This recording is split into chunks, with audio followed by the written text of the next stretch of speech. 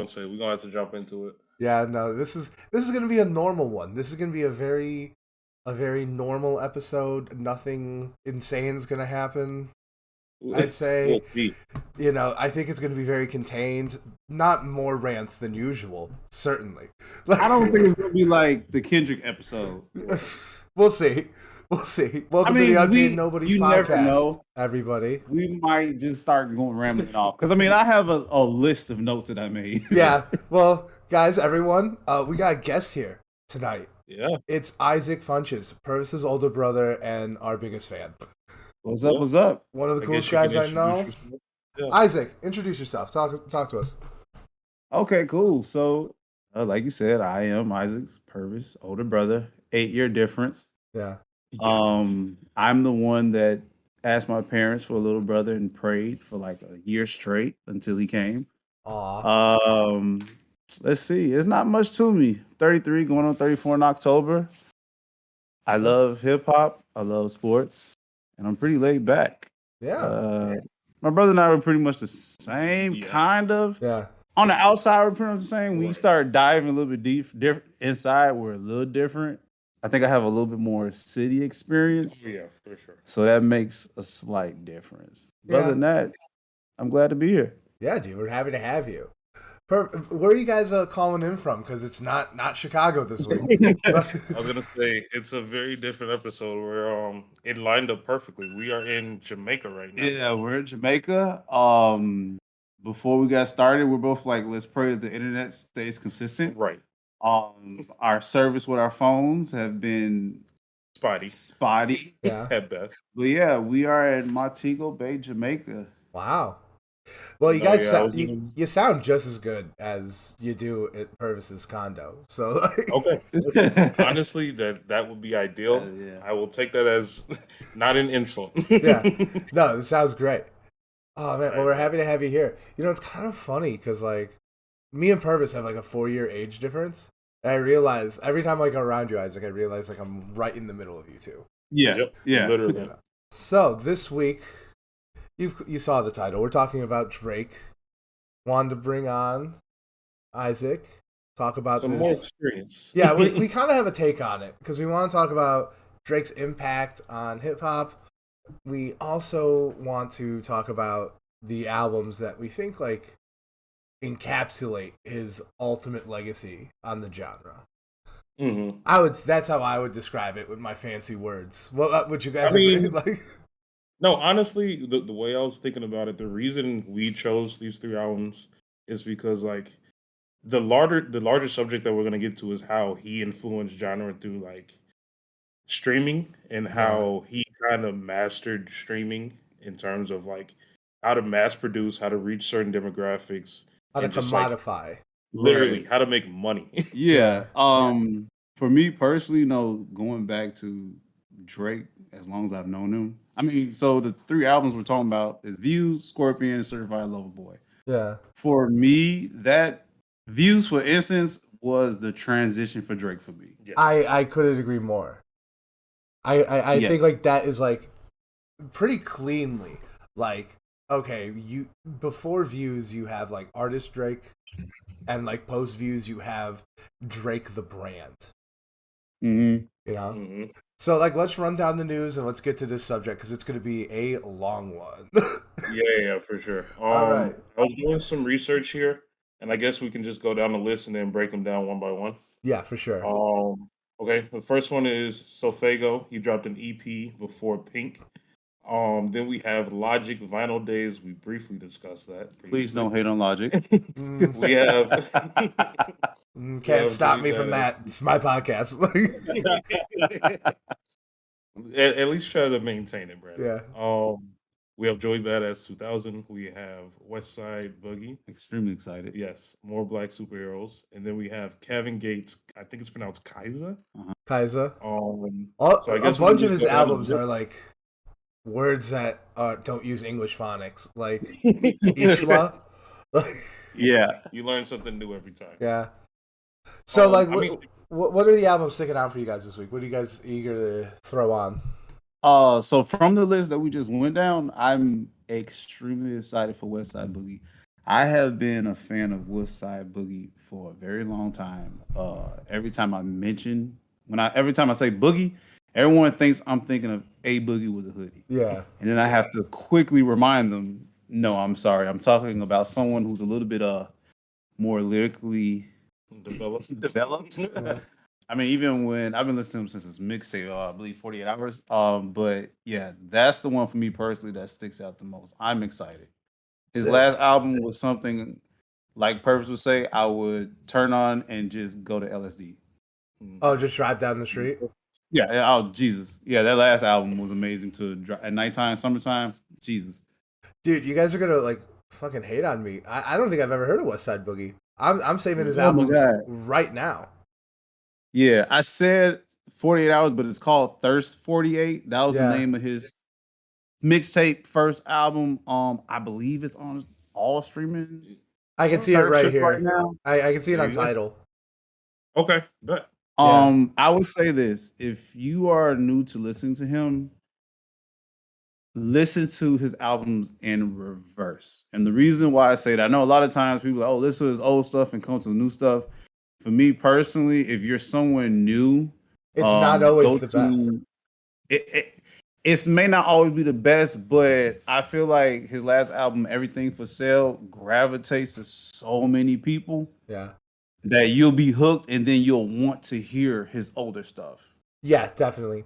I definitely feel like when you have artists who grow, like they get significantly better as their careers go. I feel like listening to their stuff in reverse is kind of the way to go. Because you don't want to miss out on like listening to what could be a very emotionally impactful album because you're caught up on like the rough shit from like earlier on. Yep. You know, that's not to speak on the quality of this one specifically. Just like in general, I think that's a way to go about it. Well, I mean, for instance, his last album, Everything for Sale, one of the first songs, like either first or second verse, he says, I'm tired of living. I want to be murdered already. And you just hear a gunshot. Also, crazy. Let me explain. That's pretty deep. Yeah, that's pretty deep. That's deep. And just let you know, he's also from California. So he's from Compton. Expect to kind of have that vibey. Oh, I love that. Let's say Kendrick mixed with Vince. Vince mix. Not Vince. Vince Staples.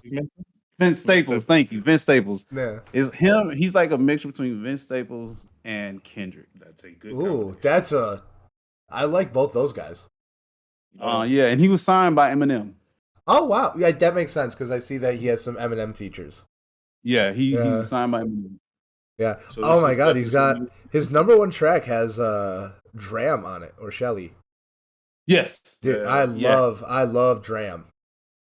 And I know you probably don't want to hear this, but this for me and Purvis. He's also another young man that grew up in the church. Okay, I'm not anti-church. I'm anti-God. Okay, with the same thing, Brandon. I'll let you run with that one. I'll let you have it. All right, me. What am I most excited about? I'm most excited about the memes from Vinyl Days, if I'm being honest. But low key, I always kind of like some Kevin Gates. Okay. Yeah. Okay. Low key, I just have always have. Like, I tend to gravitate towards like his golden era stuff from like 2015 to 2017 ish. But new music sounds like new music. I'll be sure to listen to that. That and Joey Badass. My only thing is I thought you were gonna say that one, to be honest. Well, the only thing is that like I've been trying to find like what it is like online. Like I see everywhere. Like I've seen like on TikTok and Instagram like people talk about him releasing this album. But like I can't find like if it's an album, if it's a mixtape. Like I saw one place said like, oh, it dropped yesterday, and I went and I couldn't find it on streaming. It's been difficult. I'll say that. Like I knew he was dropping today. I found a bunch of different sources. I do love Joey. It's just like it's. I just don't know. Like Joey is low key one of my favorites of his era. Like American Badass to this day. Yeah. Like, you and your politics, I'm sure you know. Yeah, dude. But like it also bangs. Like Temptation, my God. Like, yeah. Joey is extremely dope. The only thing for me is I get so fearful if you're not Kendrick Lamar, I get so feel for when you disappear for so long. Yeah, that's true. Only certain people can do that. Yeah, that's definitely fair. Yeah, and Joey, the potential he had when he came out was phenomenal. Yeah, like with 1999. Yes. Yeah, that's why I'm really excited to listen to this because like it's clearly a sequel. I know you've told me multiple times to listen to 1999. I still haven't. Wait a minute, you haven't listened to 1999? I know it's one of the best mixtapes ever. I probably listened to it once, but I don't recall anything. Oh man, yeah, no, yeah. Might have to catch up on that. I got to re-listen to it. I listened to it like a lot when it came out, but like as soon as American Badass came out and like captured my heart, like that was my go-to. Like, of course, if you want to hear his voice, you're gonna play that. Yeah, that's what I put. Yeah, that's what I put on. Just because, like, you know, Head to Nuts. I think it's like one of the best rap albums of the last decade. Okay. Yeah. Hey, I will not disagree. Yeah. What about you, Purvis? What are you looking forward to? Don't say it. Don't say it. It's not. It's not Logic. I swear. My Logic days, I won't say are behind me, but they are troubled. They should be. We're in the same boat, right? What I would say, and I know you, Brandon. I don't think I've brought them to you yet, but say Sofago is someone that I found a minute ago. He doesn't have a ton of music out, but it's very vibey music, very good music, and it's an EP. So I love short, simple things. Yeah, great way to just kind of throw it in the background and find someone new. It being an EP is definitely gonna swing me to this. So I'll listen to Sofago this weekend. Rachel's out of town, so like I'm gonna just listen to music all weekend. Okay, there we go. And you already know my Angel Boy promoted him, so that gives it a little bit more leverage. So, yeah, Yeah, you and Travis, you just love disastrous events. Anyway, I'm just telling you right now, when it drops, this podcast is gonna go through a transition. The Travis phase we're gonna go through is gonna be literally. You're gonna drag me kicking and screaming through like 4 podcasts of Travis theory. Look, it'll be better than the Chance the Rapper. So. My God. Speaking of which, yes, I was about to say, getting into the singles. Yeah, we've got a new one coming from him. I'm very excited. The highs and the lows. So I actually wanted to mention, I don't know if you peeped this. Did you watch the actual music video to his last single? Which one? The Bar About a Bar? Yes, but I don't remember it. I distinctly remember watching it, and like it's like a production, right? Like it's like a stage show. Yeah. He's been really into like all this different kind of art stuff. I don't know what the album is leading towards or why he's doing this direction. It's entertaining and it's good quality, so I'm not upset. But at the end of the music video, he actually plays a snippet of this song.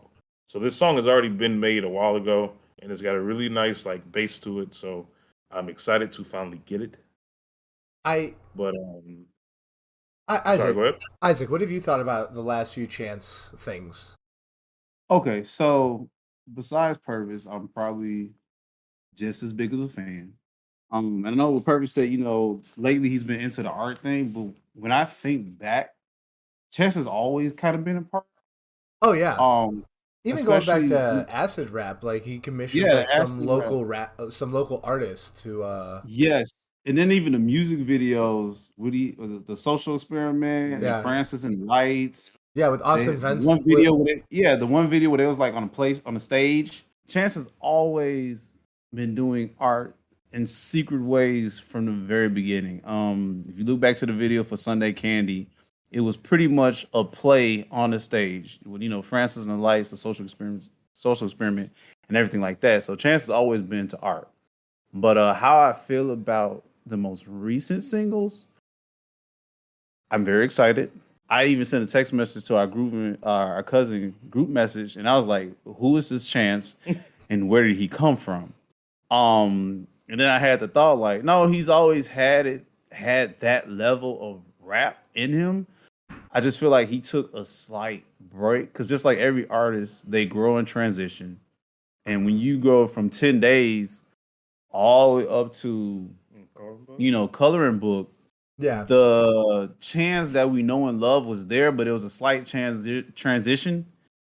But then just like the Big Day, I know a lot of people hated the Big Day. I'm not going to say I hated it. I was just disappointed. Yeah. It just wasn't. I mean, yeah. What expected. I just like so. Yeah, go ahead. The thing about the big day is like I couldn't get through it like a second time. I barely got through it the first time. Like, you know how you go back and you're kind of pulling strings, like, okay, there's got to be something there, and it was just like it's not much. I like Hot Shower, but like, Hot Shower was dope, but I mean, that's Handsome. Yeah, Handsome. But that's two songs. Well, what was the song him and his brother had? There was one song him and his brother had together. I enjoyed that one because if I'm not mistaken, through that song, they were kind of talking about like fatherhood. Yeah. Them, being parents and the relationship they had with their pops. And so for me, being a father too, like that kind of gravitated to me. Yeah. Was that on Big Day? I believe it was on Big Day. I thought that was on his album, on his brother's album. Wait. Okay, maybe. Okay, yeah, maybe I'm pretty sure that was on the Taylor album. Bennett album. Maybe it's his brother. Okay, maybe his brother's album. So that even goes back to the other point. God, this CD. Yeah, okay, Broad Shoulders. Yeah. Broad Shoulders. I could have sworn they had another one as well on Chance CD, but that just goes to show how disappointed I was in Big Day. I mean, we've talked about it in the first episode. Like, it's interesting seeing him because we've already proven that he's had this talent. He's been connected to art. He's been in the streets of South Chicago, West Chicago, whatever it might be. He's fully integrated within the culture. But like, once he went big, he started off with like only mixtapes. He wouldn't sell out. He wouldn't do this. He finally got a name for himself. He just stretched himself too thin, and now you get this. Yeah. This disaster. I mean, it's a complete misfire, but I am strictly team redemption arc when it comes to Chance. Yeah. Oh yeah, definitely. Yeah. Especially like after these last few singles, because like I think all of them have been great. Yeah, they've been awesome. They've been completely awesome. But like my question for you guys though is it just me, or do a lot of these like the songs themselves sound incomplete? Right? Yes. Like I wouldn't say it's not. Yeah. Yeah. Like Child of God sounded like a complete song. But that one did sound, but the rest is like almost Wraith sounds like a YouTube video. An incredible song, like incredible, but it sounds like a really good like rapping YouTube video from like 2012. Where it's just like, these guys go crazy. It's like okay, so with that being said, are we anticipating a 10-day acid rap Chance coming back? I think it's going to be a wholly new thing. Okay. It sounds definitely. I don't want to use the word like darker, but I'm going to. Okay. But like darker, but not necessarily grittier. Just like more downbeat, a little bit more, focused. I'd say that's kind of like the vibe I'm getting. And like, I mean, it just seems there's such a focus on like the bars themselves. Like it almost seems like it almost seems like if there's anything I'm worried about, it's that Chance wants to justify the second and third word in his name so bad that the album suffers. True. Like he wants to show he's like such a rapidy rapper that like maybe like all these songs, they sound great as singles, but like if they aren't built upon in the album, and it's a bunch of songs that have great bars, but they sound like incomplete songs. That's the only worry I have. Okay. I can see where you could worry from that, but like we even said, because we kind of we discussed how we need to find a solution or how to move forward. And with that being said, we said we needed him to go back to like rapping. He needs to go back to hip hop. Oh yeah, he actually needs to go back to the genre. So I mean, if he's overly focused on the rapper part, it's I'm hard to taking what I complain. can get. It's hard to complain, and undeniably a very strong, at the very least, an extremely strong step in the right direction. Yes, yeah. And it's funny that I'm glad you brought up that you were saying, well, it seems incomplete, because even in the music videos, when you look at how they're structured, it almost seems like writing exercises. Yeah. They started off just like, all right, you had 10 minutes. What did you come up with? If he came up with that in 10 minutes and that's legit, I am happy. Yeah. But like a bar about a bar, like I love that song. I thought it was very fun. It reminded me of a lot of like old like story folk music in like a really cool way. But at the end, he literally is just like, "That's all I got," and like, Yeah, like and that's cool for like that's really cool for like a tease. But like, I want the whole song. Like, give me more of that. Yeah. Well, hopefully we will. I think we will. I have a feeling that these songs are going to get blown out. Definitely bar about a bar. But it's just Now, like, that's the trend I'm just noticing. I'll say this. Last time we got really good singles that randomly dropped, it was right before Big Day. Yeah. Yeah. Yeah, don't remind me. Hopefully we're not getting rid of all the good stuff. I'll leave with that.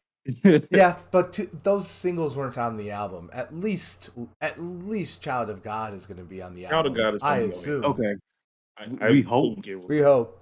It would make sense that it would be such a waste. But then again, like Isaac just made a good point that he put out 6 amazing singles and then like an album that has 30 tracks and 2 good songs. Yeah, it is true. It is true. Yeah. All right, we also got Jid dropping a single. Yes.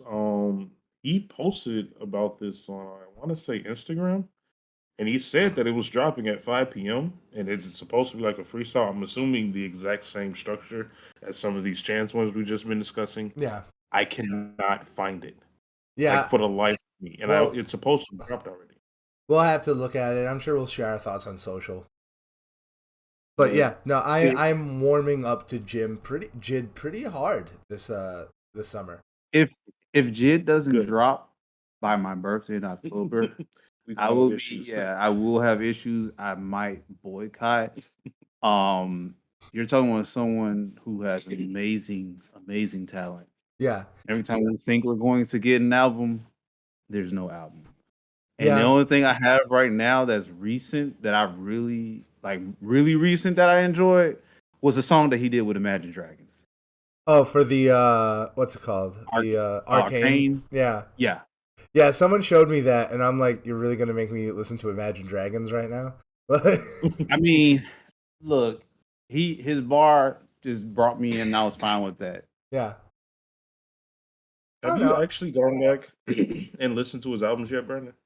No, just like playlists and stuff. Okay. Well, I haven't done the full album experience, but I will be doing it.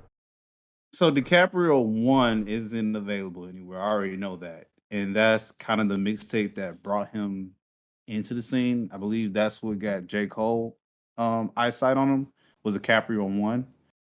And at the time that it came out, we were still like in the internet world of getting whatever you wanted. Yeah. And that's when I heard it, and it was really good. And I would love to hear it again, but unfortunately, I can't find it anywhere. I can't. I haven't even listened to it, so that's how difficult it is to find. I guess with age comes something to fix. Yeah. Well, that sucks. It really sucks when you can't find like older stuff from these guys. Yeah. I'm sure somebody out there has it. You can find it on Reddit. Yeah, I'm sure. I'm sure you can find. If you don't mind like giving your computer a bunch of viruses, I'm sure you can find whatever you want. Oh yeah, definitely. We find ways to work around. Yeah.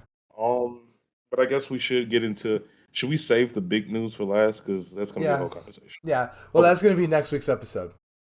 Literally. Yeah. So just to start off, the first thing I wanted to take note of that I saw trending, Gunna has finally made a statement. He, as you may already know, if you do follow the culture and the genre, Gunna has been arrested for a month or so now, or more, for whatever charges. I don't want to get into that. But what I do want to get into, I was very, very impressed with the actual statement that he dropped. Like, it's actually a powerful statement. And Gunna is someone, I don't listen to his album for any deeper meaning. I will say that right off the bat. But it was a very introspective, like, insight on just like how the Black community is affected by like jail, incarceration, and all of that. It's a very powerful statement, in my opinion. Did you see it by chance? I did. I read it. You sent it to me. Yeah. Yeah, and I'm trying to find it so I can look at it right now while I read it up. It was a short little statement, a couple paragraphs. The one paragraph I wanted to point out the most, and I'll just read it because it's not too long. He says, as a black man in America, it seems as though my art is only acceptable when I'm a source of entertainment for the masses. Yeah. My art is not allowed to stand alone as entertainment. I'm not allowed that I'm not allowed that freedom as a black man in America. It is a sad reality that slavery is still alive in America today and still affected my people. In 12 states, more than half of the prison population is black, and one of those states is Georgia, where he's in. That whole first statement of like, as a black man in America, it seems as though my art is only acceptable when I'm a source of entertainment for the masses. That is insane. Like that is a very, very powerful statement, and I cannot believe he dropped something that meaningful. Yeah, no, there was a lot of truth in what he said, and it was powerful, and it was not a source I was expecting it from. Well, so with Gunna, from what I've kind of found on my own, he's actually much more educated than he's perceived. Yeah. So hearing something like this is shocking because you think of like the industry and the music that he puts out, but at the same time, knowing that he is quite intelligent, he knows he knew what he was saying by writing this. Yeah, well, like it's a trap I definitely get myself like in every once in a while, but like you can't judge someone's like viewpoint on the world or intelligence by the art they make. Like there are plenty of very smart people who make very quote unquote stupid art, and there are plenty of stupid people who make quote unquote smart things. Yeah. Okay. Yeah, I think about like all those, conservative anti-woke rappers who all sound like Eminem ripoffs. And like they're the worst shit in the world. So like, and they're clearly idiots. Like, so it's kind of interesting because the whole YSL thing going on right now, it touches on like two of my interests, like intersecting in an interesting way, and that's hip hop. Obviously, welcome to the Hop Podcast. And Purvis knows that I love a good mob story. And I read a lot about like, the what's it called? The fucking La Cosa Nostra on the East Coast, the Five Families, the Chicago outfit, the organization, like the whole thing. Right? Like if there's a book about it, I've probably read it. So like there is a conflict between like me like hearing this and like seeing this obvious truth that Gunna is saying, and I don't doubt if he's saying that he's innocent that he is. It's not on. I have a feeling that if he was guilty, he'd be talking about beating the charges, not that he was innocent. Right. But just like from knowing so much about like this history of like the mafia and organized crime, I know what level of evidence you need for RICO charges, and it's a lot. It is. I was gonna say it's normally airtight. you said once they're charged, it's probably true. I don't know about that per se. And look, the truth about black people being unfairly targeted by the justice system is obviously the truest thing in the world. But it's just so I would not doubt if there was any RICO case where like I'm a little suspect, and I'm suspect in all of them because I don't like the government. But like, I'm extra suspect of this one. But at the same time, like just knowing history, like I know that these aren't petty charges. I know that there's no evidence against it. You know what I mean? So it's like it's hard to parse. But I'm hoping that justice is served. Low key, I hope they get off because, like, right. If anything, like I don't even care about justice. First off, like I 100% think like organized crime is morally superior to like the government in most states, especially Georgia. Oh yeah. So like, I want them to get off for that reason because I don't think they're as bad as the people charging them. Like, I was gonna say, and that's a really good point because they've discussed this multiple times, both between Gunna and Young Thug. Like, they actually do a lot for the community that people don't discuss. Yeah, they do. So that alone, it shows that they do have a good heart and good actions that are serving the black community, which is more important than whatever charges they want to set against them. Yeah, I mean, like, I totally agree on some, like, yeah, like, I definitely agree, but it brings me right back to that mob thing, because, like, that it was the same thing. Like these people, like yeah, they were criminals, but they built up their communities. They took care of their family, right? So that's why, like, I guess I'm just like inherently biased, like in favor of like street gangs because I know that that's what they're there for. They exist to like facilitate these actions that the powers that be won't do. But at the same time, like I know plenty of those people who have like put innocent people in the trunks of cars.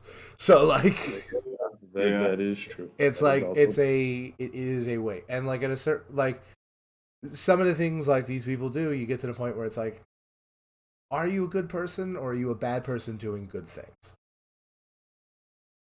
That's an interesting way to look at it. Yeah.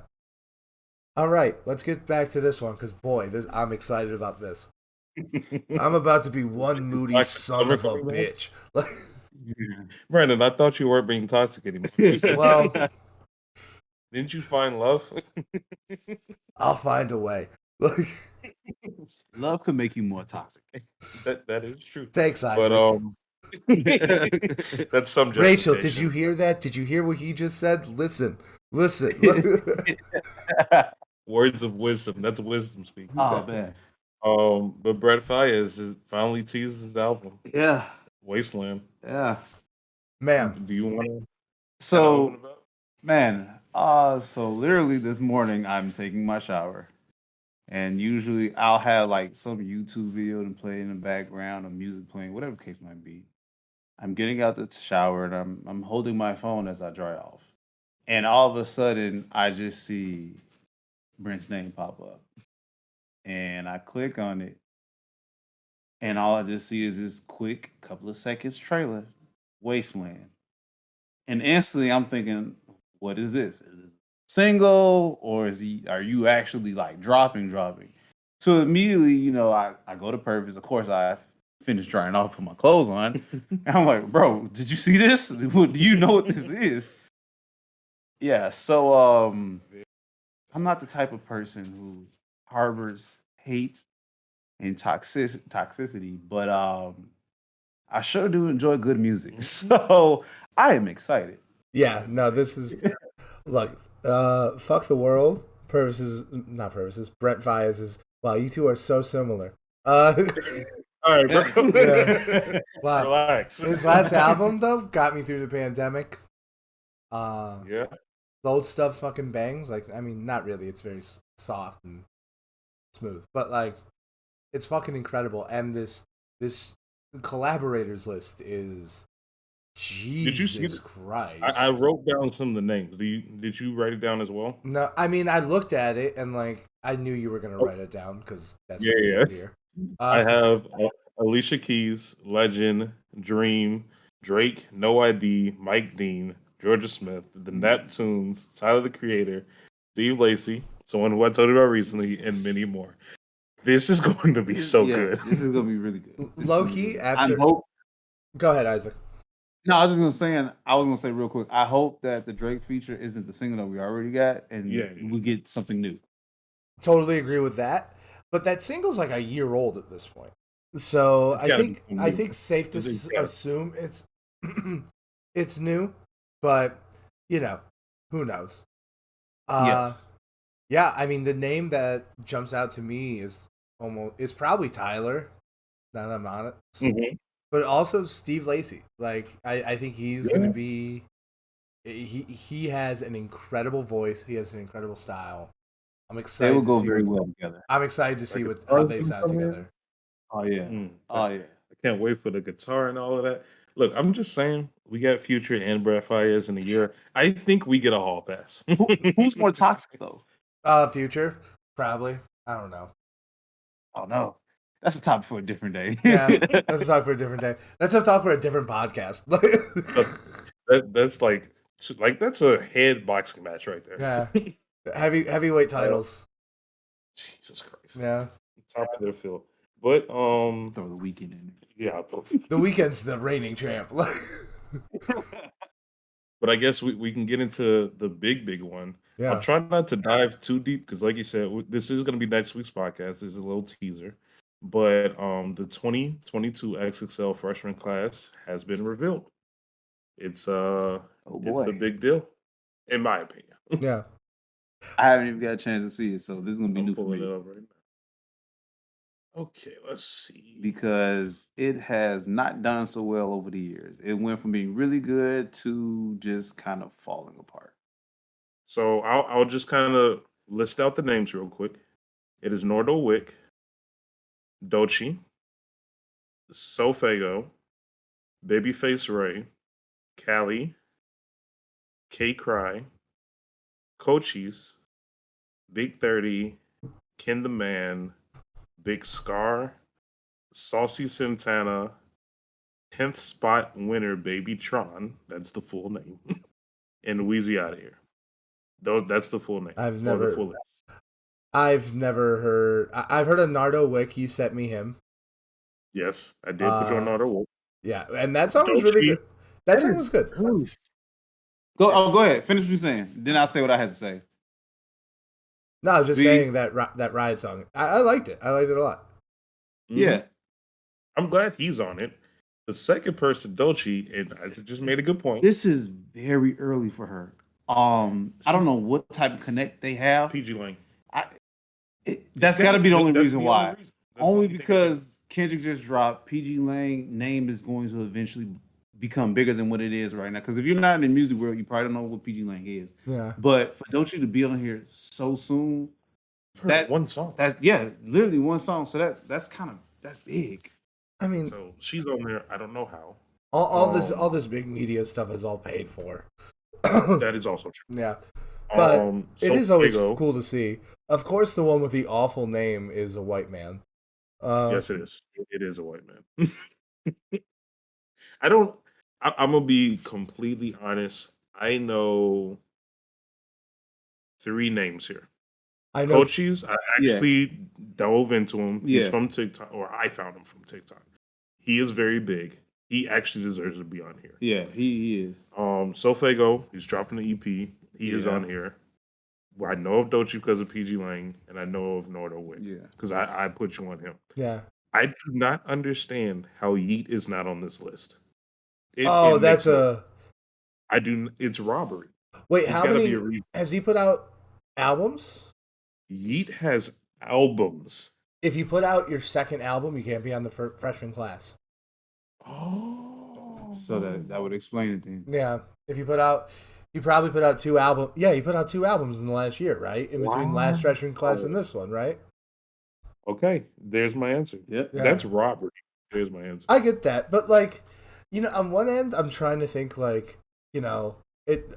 these really don't matter. But then I'm trying to think almost all the great modern rappers have been on the XXL. Yeah.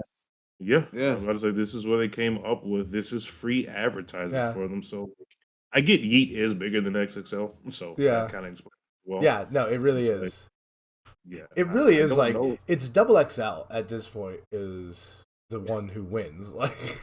Yeah, that is true. When was the last time you read XXL? Never. You literally pull it up to see who's on the freshman list. Yeah, that's about it. Yeah, which gotta say, really cool conceit they got. I don't know who that is. Is that? You know what? I'm not going to even say what I'm going to say. No, say it. That's illegal. Saucy Santana. Yeah, do you know who this is? I don't know who this is. Just I gotta. Maybe it's just that one picture. No. Nope, it's not. Yeah. Okay. So the world is changing, as we all know. Brandon, you might want to look this one up. And I'll be the first to say everybody should be accepted for who they are. This is gonna be interesting. So what that being said, Saucy, do your thing. Do your thing. I mean, this is different. Do your thing. I mean, if I gotta listen to the music, man. That's the thing. I can't judge anyone until I hear the music.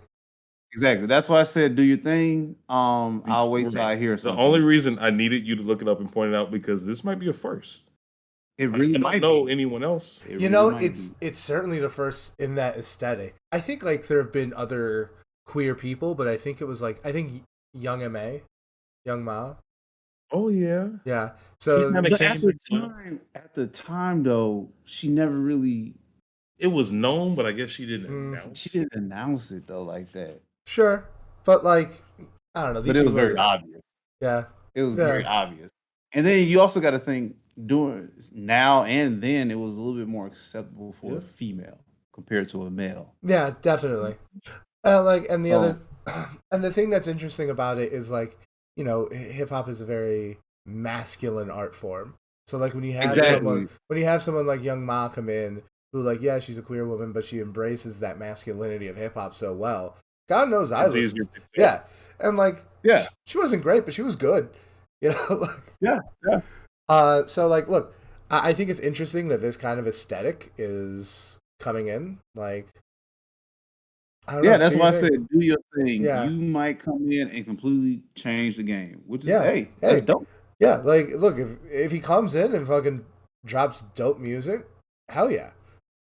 I The think only his name any sounds some familiar, so I'm gonna actually I, text Rachel and see if she listens to him because I think she might. okay, let me know. Because the only thing that Oh, yeah. I just did a very, very quick search. The only thing that's even somewhat relatively in the same field will be Lil Nas X. Yeah, I It's the completely only forgot about that. person. Yeah, completely forgot. It's not quite the same, but it's the only person that's even. Well, I I'll just say mean, it, just not straight. Yeah, yeah. that No, no, that's acknowledges yeah. I think that's fair because hip hop, yeah. not Jesus Christ. Lil Nas X is definitely hip hop adjacent at the very least. Right. Yeah. And he's openly queer. The only thing is that like I don't know if he's as like overtly subversive. Like, if you're a rapper and you Yeah. want Little Nas X on your hook, you don't need all the all the gay shit. I mean, but at the same time, he also had quite a few videos recently that made it very.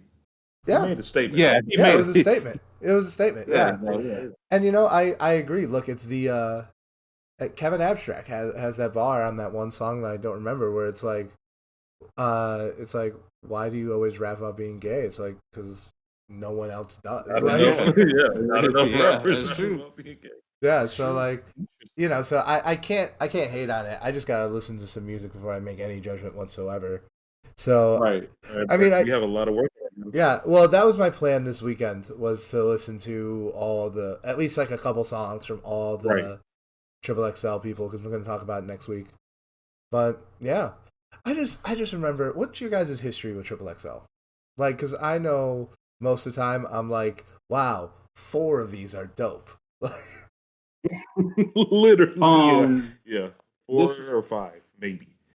My history, I mean, mine might goes a little bit farther back than you guys. I mean, this is gonna be sound so crazy. Literally, I'm sitting here thinking about it, and the first face that popped up in my head that was on the cover was Mike Posner. Jesus Christ, That's a throwback. Yeah, that's yeah. that's a hate my- crime. Bro, like I'm mad that's the first person that popped in my head. Yeah, But if I'm not mistaken, that year there were so many people with Mike Posner that year. Goodness gracious. So maybe that's the reason why that magazine cover is so stuck in my head. yeah. I think that was like the first one. I think they started in like 2009. 2007 is the first one. Okay. It has Wise, Rich Boy, Gorilla Zoo, Lupe, Lil Boozy, some other people. Rachel's listened to Saucy Santana. There you go. Yeah, okay. They do have a fan base, though. Yeah. Yeah, and like, look, like women have been listening to hip hop as long as hip hop's been out. So like, There we go. you know, Okay, I have all the years in front of me now. yeah. Um, Who was on the one before this? Because like, I have not thought about Triple XL since you texted me about this. The I was one gonna before say- 2022. Yes, was You it have- 2021? I mean, isn't that the one 2021? with the garbage freestyle from Coil Ray? Yeah, I don't even watch the freestyles anymore. From last year, it's Coil Ray, the person I tried to tell you about, and you did not know who it was. She's catchy. I am now aware of who Cola Ray is. Okay, perfect. She's catchy. Ruby Rose, she's like an Instagram model, yeah. basically. Yeah. Ian Dior, Who Shiesty, who had his own run. I don't know if he's still relevant. Yeah. All I know is that every nigga wears a freaking mask now. And there's memes out there of people wearing a Pooh Shiesty mask like at weddings, at church, in the like pool. It's a pandemic. And the thing, out of control. And the other thing is that like, it's like, wow, the pandemic didn't make you put on a mask, but Pooh Shiesty did. Look, it's all it took. And also, Flo Milli and Murray. So there we go. A name we actually recognize. I've heard of Flo Milli. Yeah, that too. Yeah, that's about it. Yeah, so like I just haven't even. They just have. XXL has taken up just so little of like my mental in the last few years. Yes. Like I think the last one I really remember was that one freestyle everyone loves with 21 Savage and Lil Yachty. Everyone forgets that Denzel Curry is on that one. That's from 2016. Yeah. Kodak Black, G Herbo, Lil Dicky, Anderson .Paak, Designer, 21 Savage. That's a big one. Yeah. So let me make a quick correction. The person I'm actually thinking about was Asher Roth. Oh, okay. Oh, the reason why I remember that year is because it was Wale, B.O.B., Kid Cudi, Ace Hood, Currency, Corey Guns. Like, that's the reason why I remember that cover. Specifically for Wale, B.O.B., and Kid Cudi. Because the three of them during the time I was listening to heavily. Yeah. They were that era. Those three right there. Yeah. That was that was the late 2000s in three artists. 2009. Yeah, 2009. Yeah. I think we can all fully agree that these lists have fell off significantly. Yes. Yeah. If you look year by year, I have the full list up. It's easily accessible on Wikipedia. Yeah. My God. 2016 was that peak. But after that, you have, like you said, it's maybe 4 or 5 names that stand out. 2020 was like 2020 is the only one where it's like, oh, there's quite a few. It's like Baby Keem, which is he's quite good. Fabio Foreign. Fabio, Jack Harlow. Yeah. Jack Harlow, who's undeniably a star. Yeah, Polo G. Yeah. Oh, Chica. Yeah. How did I forget about her? Her name hasn't blown up yet. And I love her music. Yeah. Maybe it just takes time because maybe I'm just. Well, let me look at 2019. It could be the fact that the older ones, it was like straight headliners all the way through. Yeah. And as the years went through, you get hit with like 1, 2, maybe 3 people. 2019. See, the thing is that like there are artists that it's like, wow, they called it early. And then there are other like, wow, this did not age well. Like Blueface, it's like, who is he? Where is he now? Like, the Baby, ran his course, but like Megan Thee Stallion, Roddy Ricch, Tierra Whack, Gunna, Corday. I'm a big fan of Rico Nasty. But then you also have like YK Osiris, who like picked his name out of alphabet soup. Like, all right, so this is we're done. Okay, we're gonna move on from Triple XL. I haven't even gotten to the main topic yet. Yeah, Jesus Christ, this is gonna be. See, we told you, very normal podcast, incredibly normal. And it's like a lot of editing. Oh god, no, it's not. This is all great. Okay. So, oh my god. So get into it. Let's dive into Drake in earnest. Isaac, if you put all of our experiences with Aubrey Graham on a timeline, yours comes first. Okay. So tell me, like early days, like what were your very first impressions of Drake? In the very beginning? Yeah. So if you was to ask my wife, which we weren't even dating at the time when this came out, that's a long time ago. But when we did start dating, I was already kind of a heavy Drake fan. Like I was pretty heavy in Drake. But the first time I heard Drake, So Far Gone, I was a sophomore in high school working at Kmart. And I remember listening to the album. Matter of fact, let me take that back. It wasn't So Far Gone. The mixtape wasn't really even out yet. The single Brand New was out, and I was playing that on repeat heavily. And I remember, I will never forget this. I was on break at Kmart working in Forest Park, and I was in the lunchroom. And I'm listening to the song, and I turned to my friend, and I had an old MP3 player. For people who don't remember what that is, music wasn't always available on your phone, but I had a very old Sony MP3 player, and I told my coworker, "This man is going to be huge in the future. I don't care what you say." If I was able to bet money off of that comment that I made, I would be freaking rich. Yeah. Well, yeah, you called it. I don't even think that you said. I how could you have possibly had all the information you needed to make a call that prescient? So, for me personally, there's I love music, but there's always going to be certain things in the song that will hit me personally, and something about Brand New was just, it was like it clicked. It was like someone went fishing. I was a fish in the water, and the bait was brand new, and I bit it, and they pulled me in. And so that was just for me personally. Yeah, I made that statement because it was me. I will make that statement about any artist I feel that way, even though they may not grow to the level that Drake did. Yeah. But I just felt like I had to make that comment. Yeah. Wow. Yeah, so that's how I was introduced to him, was from the single Brand New. Then the mixtape came out, So Far Gone, before it was like an album now. And then the CD, October's Very Own. If you was able to find that or stream it, got a copy of that. So yeah, I pretty much dived head first in without even thinking. Yeah. Yeah. Man, I'm like racking my brain for like my first like conscience Drake interaction. It's tough because he's a big one, and he's a big one, and like the thing is that he was popular right away. Right. Yeah, he hit, and like he was already like maybe not like on the charts, but like within the culture. And even me, like I was out. I remember Drake hitting in 2009, 2010. Like in my senior year of high school, and like he was just everywhere. And I remember I kind of avoided him for a while because I just thought he was more pop than anything else. He was different. Yeah. He was very different. Yeah, he was definitely very different.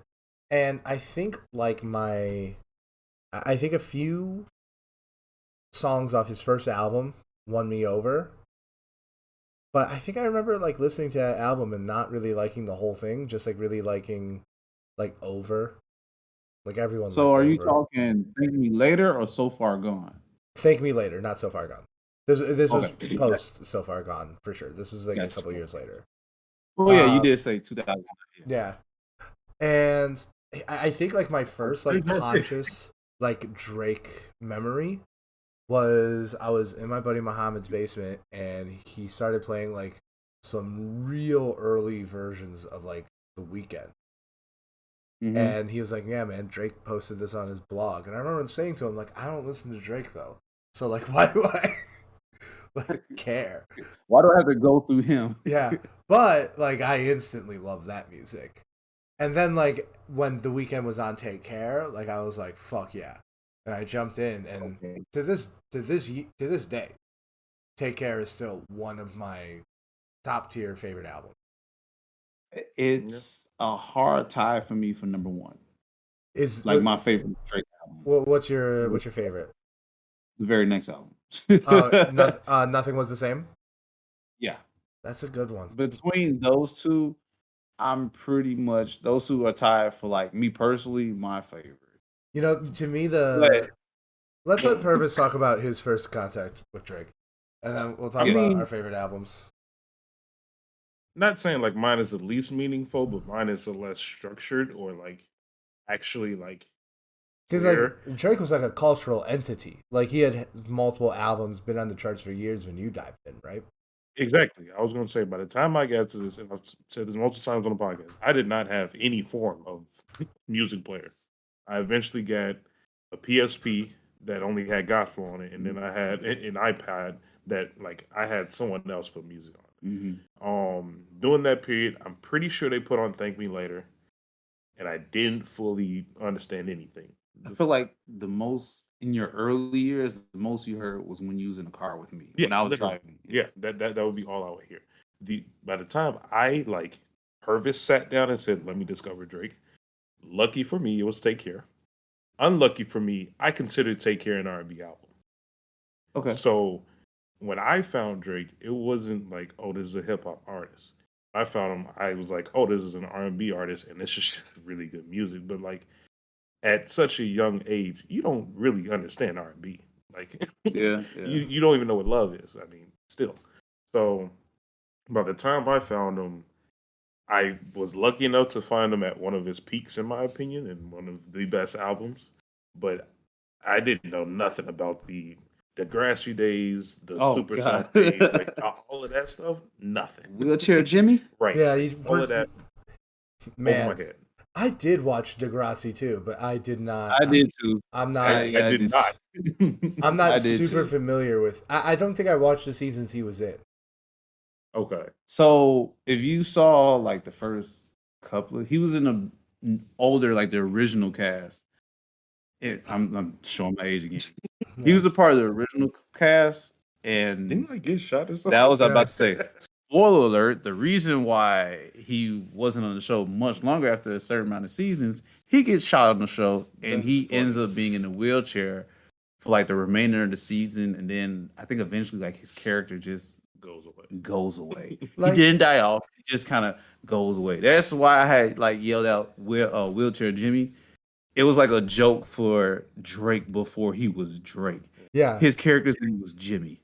Like, doesn't like in like his early like is like proto Drake stages, like before So Far Gone, like didn't he call himself Wheelchair Jimmy for a minute? Yeah, he kind of used it for a little bit. I think because he kind of figured you're only gonna know me from Degrassi. Might as well play it up. Yeah, might instead of making fun of me for it. Yeah, crazy because like I think so many people are gonna be like, wait, he was on Degrassi. and not the remake, like the original Degrassi. Yeah. Man. Yeah, I mean, I definitely get that sentiment that Take Care is an R&B album. And I think as someone who like has listened to way more hip hop and way more R&B than I had at the time, I respect that statement. I agree. At the time it felt like hip hop to me. Which is fair. With that statement of Purvis saying he felt like it was an R&B album, I'm not going to dive deep into this statement because I feel like we'll probably talk about it later, but I feel like it has something to do with his transition. I mean, it's very possible, and we're going to get to the transition because, like, I'll say this.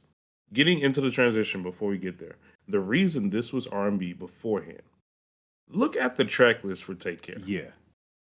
If you actually go song for song, nigga, all these songs are R&B. Like they're R&B titles. The titles are R&B. Besides Headline. Hey, literally all of these are R&B songs. Yeah. Even if it has upbeat, like, lyrics or upbeat beats, whatever it might be. Like, but love music. That had something to do with what he was rapping about compared to what he's rapping about now. So like that leads into the, I guess, the shift.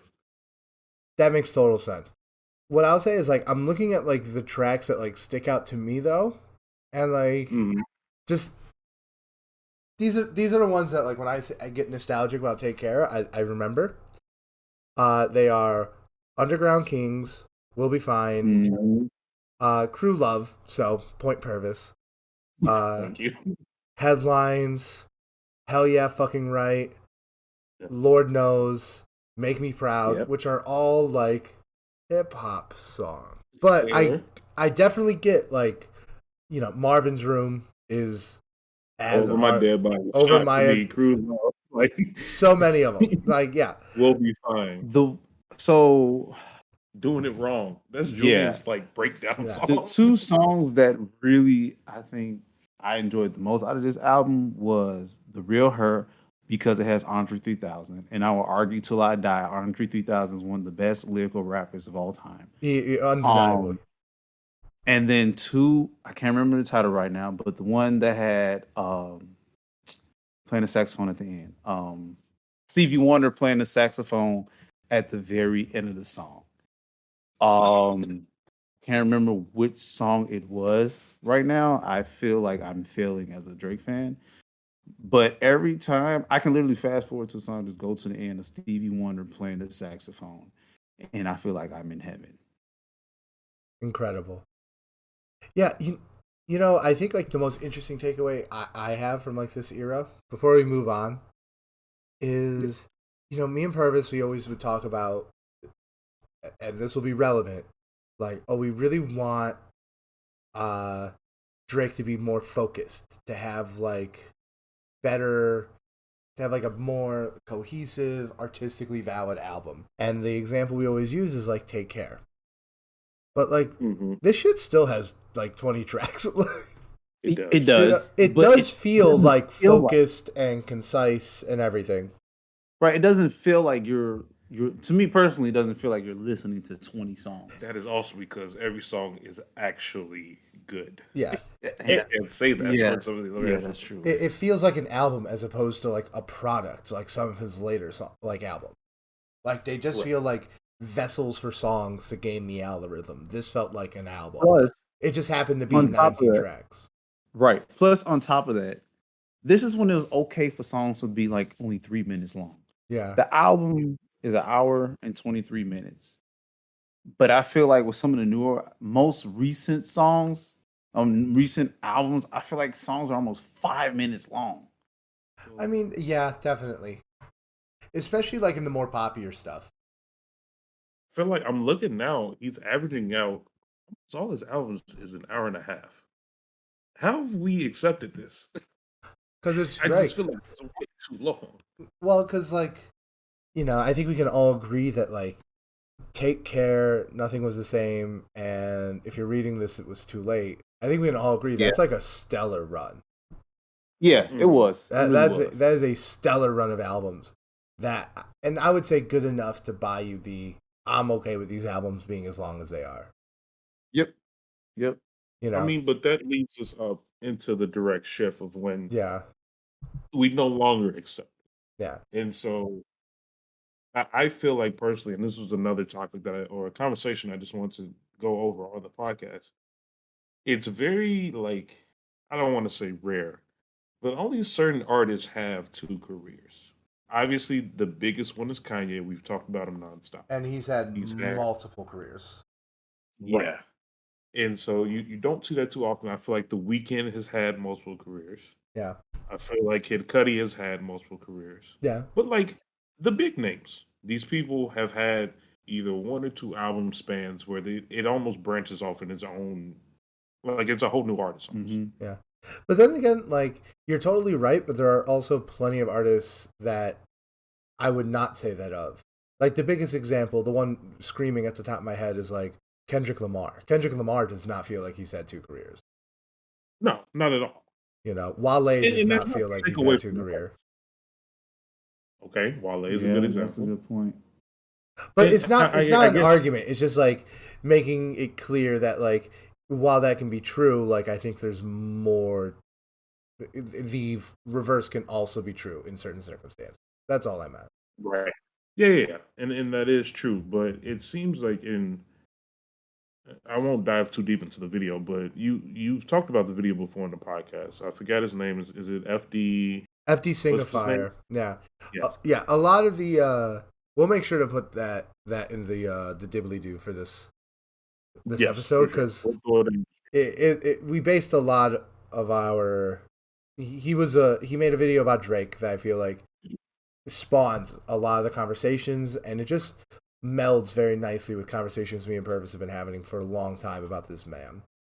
Yes, I was going to say he did a good job to bring structure into all the random sporadic conversations we've had. Yeah. And I feel like him mentioning that shift is very important. There is a shift between, if you're reading this is too late, in views. Yeah. Where he gets into some kind of rap battle, whatever you want to call it, with Meek Mill, right? Yeah. Yeah, and he finally earned some street cred. Yeah. And in between these two albums, he drops "What a Time to Be Alive" with Future. So, what a better way to rebrand yourself into this new Drake we have? Yeah, and it really is like a rebrand. Like he went from a guy who was like kind of bodying, I think, like the tortured artist kind of vibe. Okay. And now The way that after he got the experience points from Meek Mill, he leveled up and went full Champagne Poppy. Yeah. Well, so I agree with that comment. And I kind of like to list him as the lover who somehow transitioned to an F-boy. Yeah. And you can swear on the podcast. Oh, okay, perfect. Yeah, lover to a fuckboy. I swear all the time. I've sweared a million times. I mean, I should know this by now from listening, but still. Yeah. Probably also because our parents and my children are in the very next room. Oh, okay, fair point. But they can't hear us, so anyway. Yeah, he went from like the lover to the fuckboy. And I think he got tired of being that rapper known for like chasing and crying for love from every single female to like, okay, yeah, you bitches are not gonna love me. So now I'm just somebody will. Like, yeah, somebody will. And I really feel like now sitting here looking at like the release of every album, I feel like how we just said the good run was between Take Care and If You're Reading This, It's Too Late. And then his next album was Views. In between there was his album with Future. Yeah. The Toxic News we just mentioned. And I'm like, did Future change this man? I mean, because I feel like they're the best of friends right now. Yeah. They're always constantly talking about each other and doing work to each other. One of Drake's song from his Certified Lover Boy is like, if Future calls me with the business decision, like there's no questions about it. Just go ahead with it, bro. Yeah, literally, he says it. So, do we have to blame Future for the transition of Drake from a lover to a fuckboy? I think you could definitely.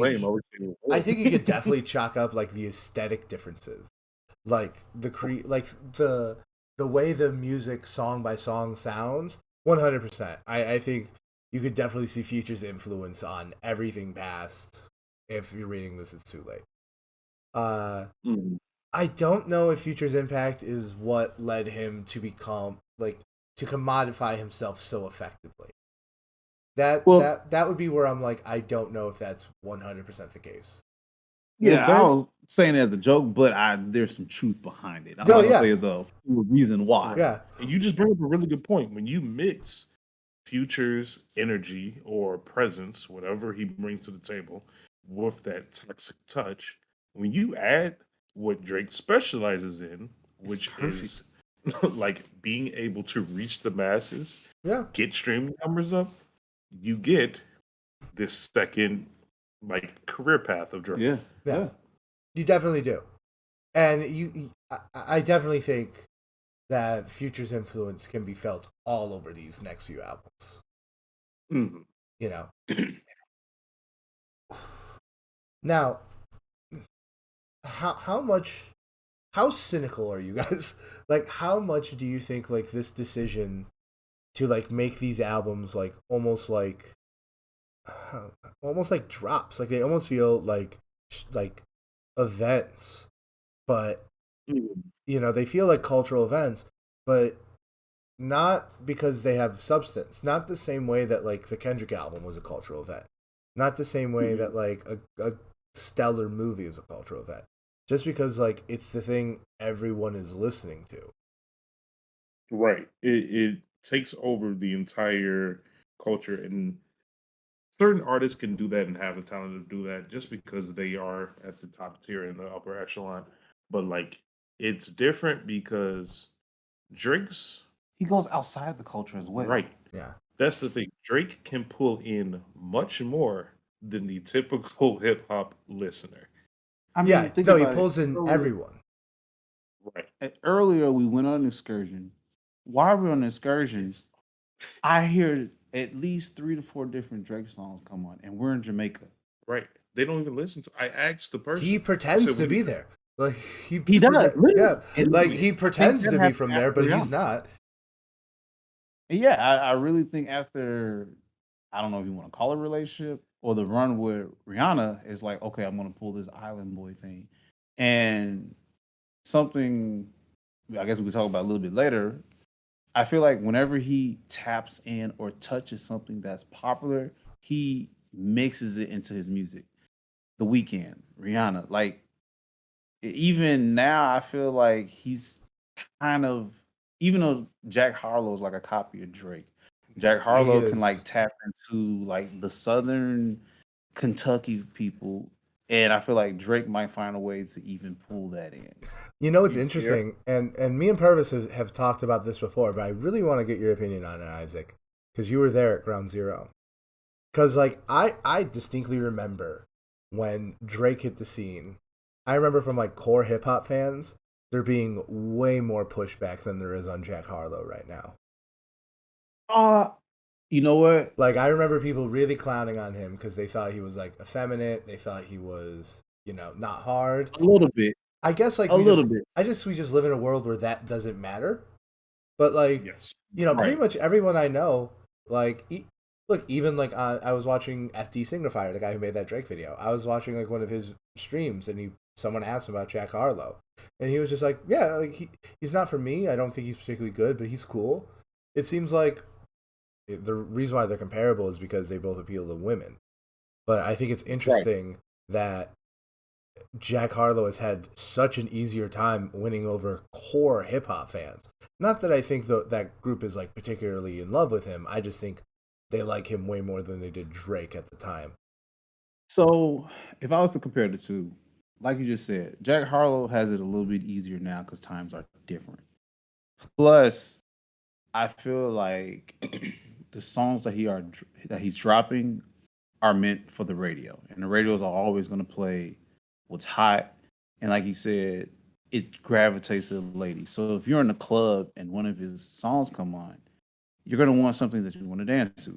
So it's easier for Jack Harlow now. But compared to when Drake first came out, I don't think it was as easy. Even though Drake did kind of blow up in the beginning, it took a while for him to be like heavily acceptable. Because you take Drake and then you sign him to Young Money.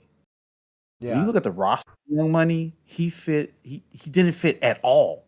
fuck And man. you're talking about Lil Wayne that came from Birdman.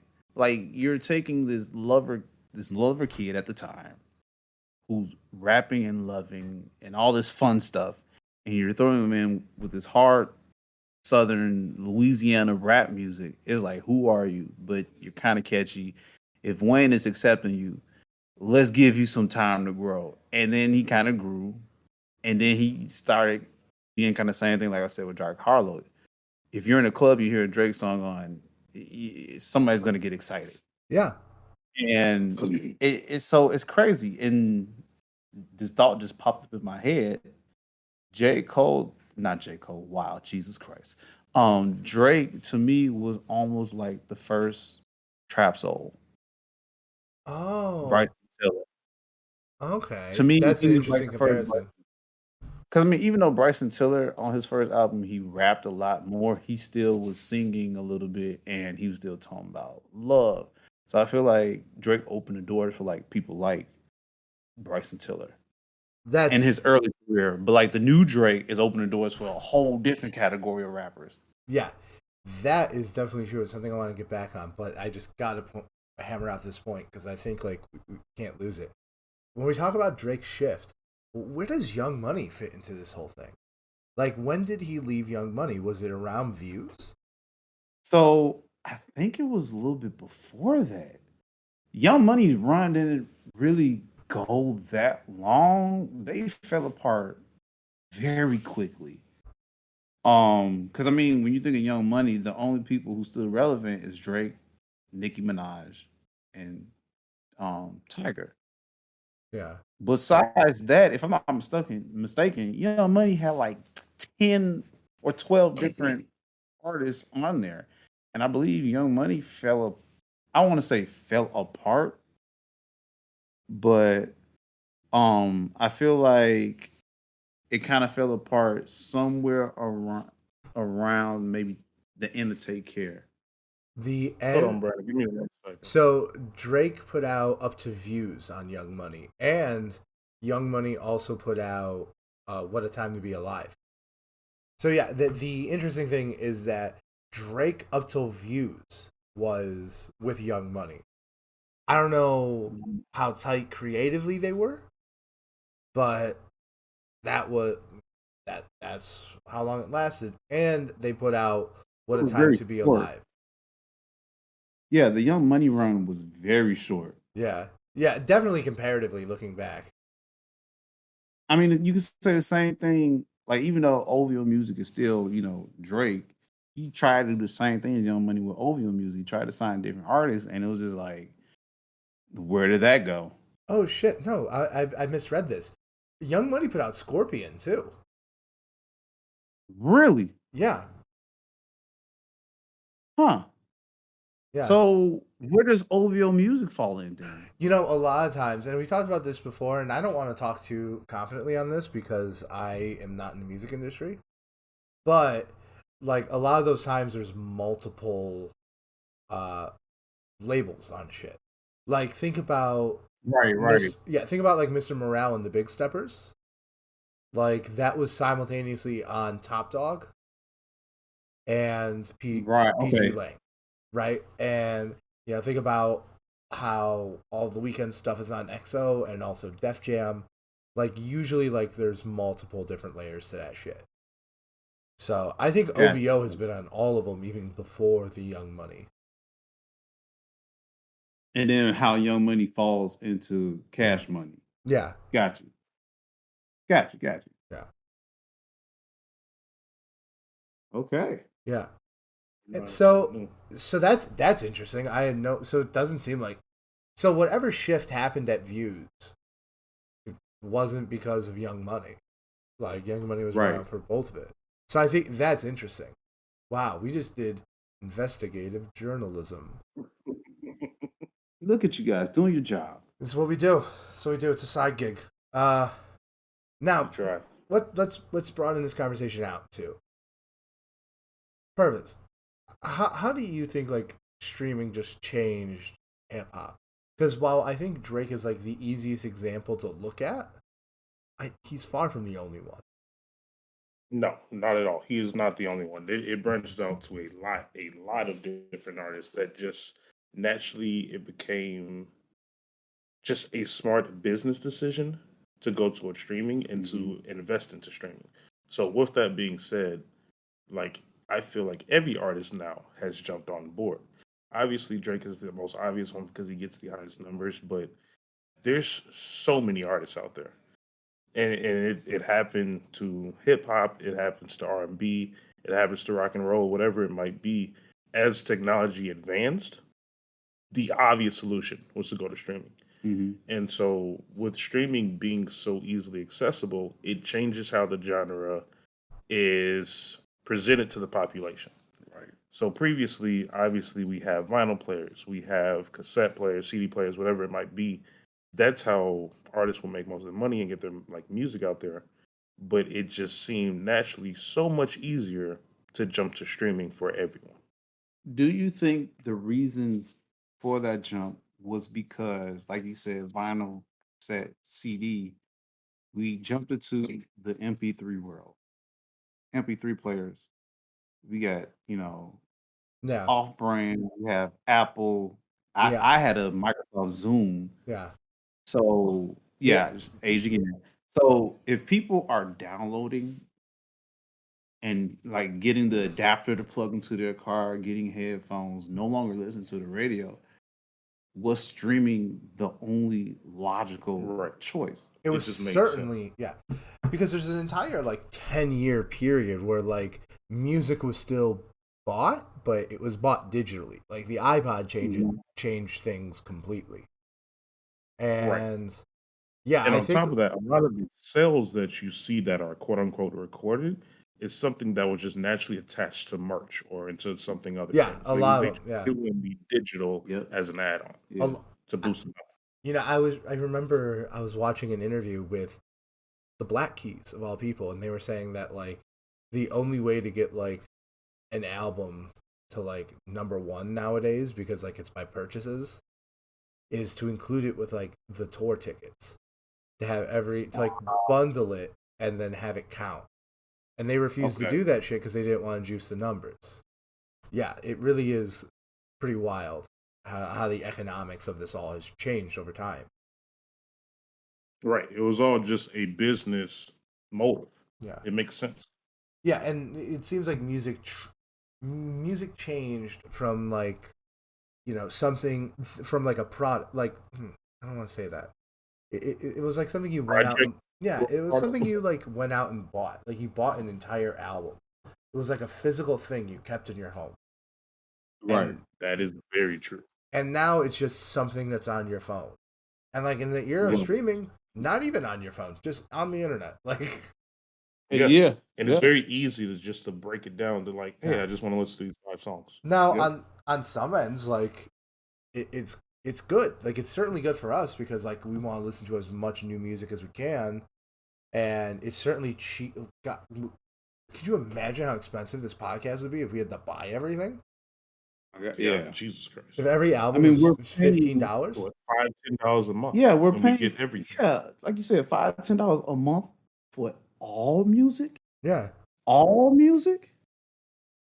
Yeah, and like on our streaming episode, I went into this, and I think some of us might think like, oh well, how did they do that? How did they figure out how to give us all music for $5-10 a month? And it's like, oh, they stopped paying the artist. That's what they did.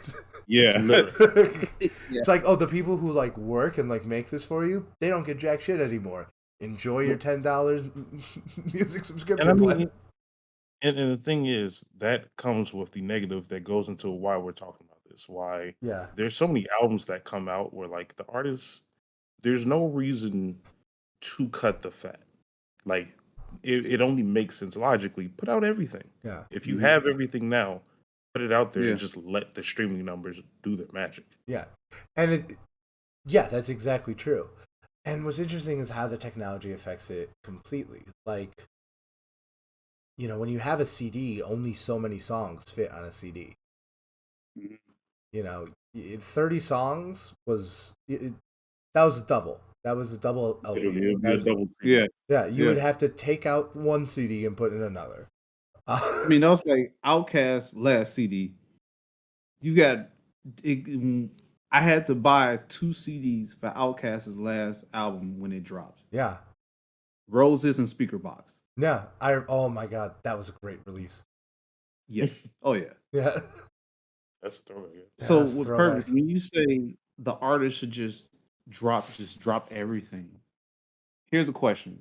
So since we talked about Jid earlier, he keeps pushing his albums because stuff keeps getting leaked because of how music is so freely digitally free on the internet right now.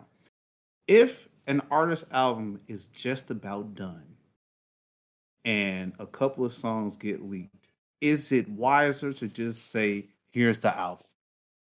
Or is it wiser to go back and be like, oh, they got this song, I'm not putting an album anymore, let me come up with something brand new all over?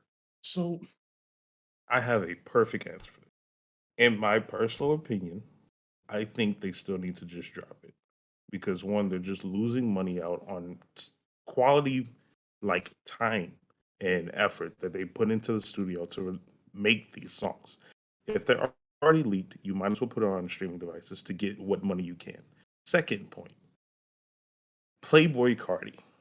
Here we go. Playboi Carti has had no, I'm just saying. Playboi Carti has had probably 4 or 5 albums worth of music that has been leaked that he gets no money for. Yeah. Like to the point where he literally just had a 7-song leak that was on his Reddit that I sent you, and I was like, we could low-key use this as like an intro and outro song, and nothing will happen to us because there's no credit behind it. That's like the fact that we could literally just take that. Yeah. That's it takes away from the artist. Yeah. That's interesting, and like I definitely see your framing for like taking it away from the artist, but let me push back on that a little bit. Let me retort, because like when you talk about, gee, who's someone who like leaks like entire albums worth of music and then never puts it on a streaming platform? my mind goes to Kanye, and I just maybe thinking it like in Kanye mode, but I can understand the argument that like you just don't want to complete that project. You want to move on to something you think you're going to complete, and you don't want that to represent like you as an artist. So like that is my pushback on you. Like sure, from a business perspective, it makes sense to put it up there because you lose money by keeping it in the vault. But I guess as someone who's like a creative and wants to put things out with my name on it, there are things that are more valuable than money. It all depends on, I think, the level of quality. If you get leaked right before you drop, nigga, just drop it. Like just drop the album because it's a finished product. It's what you plan on doing anyway. I think some artists have done that. Production style, and you're still kind of developing it, and it doesn't really represent you that well as a brand. Okay, then I see the counter argument. Okay, how many Lil Wayne mixtapes exist?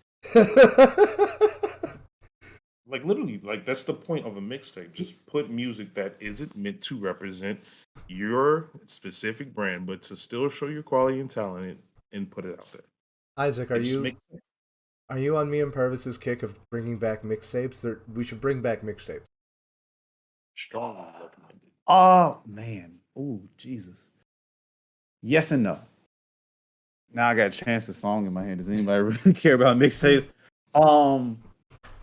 Yes, I would love to have that come back because that means I don't have to wait so long to hear my favorite artist's music. Yeah. No, because I feel like it would water down when like the real album comes out. Because what if you drop a mixtape, say it has 6 songs. On the mixtape, 4 of the songs are like fire. Then like 2 months later, you drop an album, 10 songs, and only 2 of the songs are fire. You are describing what happened to Chance the Rapper. Essentially, yes. Yes. Literally. Yeah. So it's that's a dangerous game to play.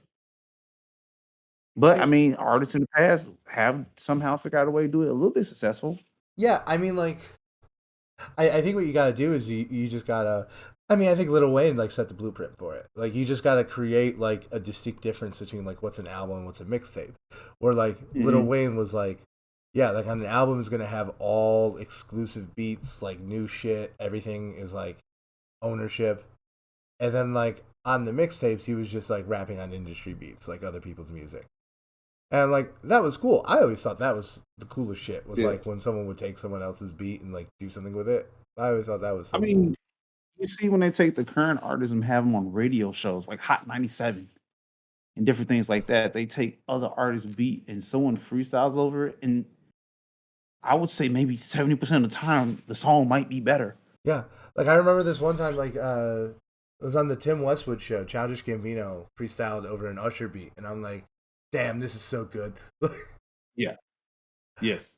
Now, so you used a specific phrase, and I think we're gonna use this to get to the centerpiece of the episode. You said it waters down the experience, but like, I think in the streaming era, I think a lot of artists are just watering down their own music. Example, these last 3 Drake albums. Right.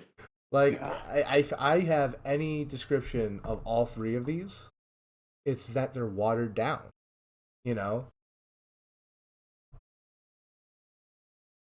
So I guess we should we go ahead and cut the fat as we have been going for a while? Yes. So what we've been doing is, this kind of started when Scorpion came out. Because, like, man, I really like that album. But, like, do I really? Like, I think I like most of the album, 60% of the album. And the frustrating thing is that, like, you could have just released that. Like, it's so long. Why'd you release the whole thing? Like, that's true. And this was generally like, and we said this last podcast doing the teaser. Like, this is something that you did yourself. You already broke down Scorpion and kind of go, okay, these are the songs that are like worth listening to. Yeah, naturally, It actually started as like a project where I was going to like try and re-edit Scorpion, but I have no idea how to use a DAW, so that was very hard. So we just decided to make a playlist. Yeah. And okay, so we're going to be doing this for Views, Scorpion, and Certified Lover Boy. All albums that I think suffer from just being far too long. Yes. And like these easily could have been 8 to 12 songs of fire. But no, because he wants to inflate the albums for streaming, because longer albums means a better chance in the algorithm, a better chance on playlists, that will drive people to the songs. That's what we get. So it's nice to try and find a way to put artistic integrity back into it. So why don't we start with Views? Let me hear your guys' take on Views and like what you cut out of it. Like, what's your new order? So I'll go first for Views. Yeah, let me see. Let me go pull this up. I think it will be easier to say what we'll cut out. Yeah. See if I can pull it up side by side so I can kind of explain why I cut out each one. With you with me? I cut it out. It's a 5-minute song. And like I just don't feel like it has any impact to the album. It was a bit too slow with me, or slow for me, and it's just not for me. I feel like Feel No Ways is too popular. It's too overplayed, so it killed the hype for me, which leads me into Redemption is just too slow. I think it's a good song, but I think it's too slow. Faithful has no purpose to me in the album at all. Like at all. The rest has a really good run until Summer's Over Interlude. Just didn't do it for me. It's way too slow. And then I'm sorry, but I'm taking out Views and I Like Bling. It's too overpopular. I Like Bling has a million listens. Yeah. I mean, I like that song. But at the same time, like, man, you really jacked that shit from Dram, didn't you? Like, yes. Hotline Bling is a mixtape song. Yeah. Yeah, it really is. It really is. You know what's also literally just taking another beat and remixing it. You know what's also crazy? When that song was on the radio, I remember The Hills was also like the other big song that was on the radio. They have the same like story. Interesting. Like, listen to them. They're like the same thing. Like, it is. The similarities are shocking. Like the turns of phrases and everything. Wow. Isaac, what about you? So, all right. So, anticipating, this podcast, I took 3 albums and tried to listen to them multiple times last week to refresh my memory. And then while we were on the plane flying down, Views, when I hit play, I was thinking, oh, okay, Drake classic. It's been a while since I really sat down and listened to it again. I found myself becoming a little bit disappointed the farther I got along. So pretty much the first half of the album just fell off for me. I had pretty much had said Redemption all the way through Fire and Desires. I would be happy just with that. You could throw 9 in there, but other than that, the first half just, I don't know. It just, like I said, those songs I feel like you could have just thrown on a mixtape. Now, I did agree with Purvis with Summer's Over Interlude, but I'm a sucker for Drake interludes. I have no idea why. He does do good interludes. I made a playlist in Spotify of just all his interludes. So just strictly all his interludes. So that's pretty much where I sit with Views. So that's interesting. My mindset was very much in the same place as you, Isaac, where it's like, okay, I kind of want to like take this kind of seriously. I want to listen to these albums multiple times. I tried to find like some kind of like narrative line I could like maybe reorder the songs to kind of find. And if you can do that with Drake, I was able to do it with Scorpion, and believe it or not, I think I'm actually very proud of how I was able to do it with CLB. But Views, I couldn't even get through. Like, I thought, to me, like, so many of the songs just sound the same. Like, when I was listening to it, I swear to God, like I put on 9 and I didn't. I thought it was the same song until Feel No Ways. Thought that was the same song until Redemption. Like it all just like sounds the same to me. Like Okay. so like this one, the reason why I asked you guys to go first is because I opted out. I couldn't even get through the album. Like don't get me wrong, like I like a few songs. Like I do like Redemption. I like Controlla. I like One Dance. I like Hotline Bling. Like all the hits, but like the rest of it, I just think is very wallpapery.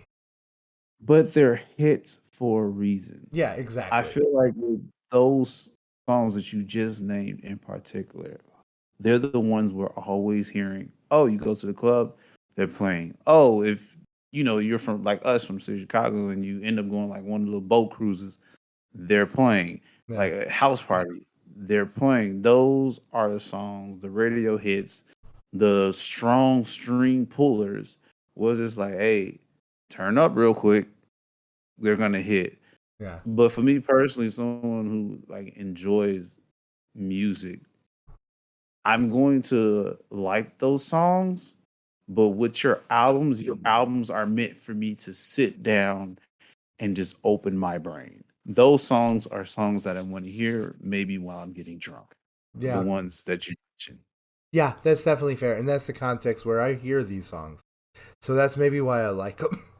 So that's our viewpoint on views. Yeah. Okay, so Scorpion. Scorpion I've had done for a long, long time.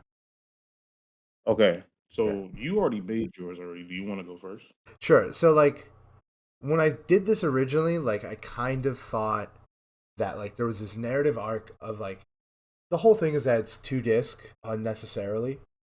And the whole impression I got very vaguely was that like the first disc was hip hop and the second disc was R&B.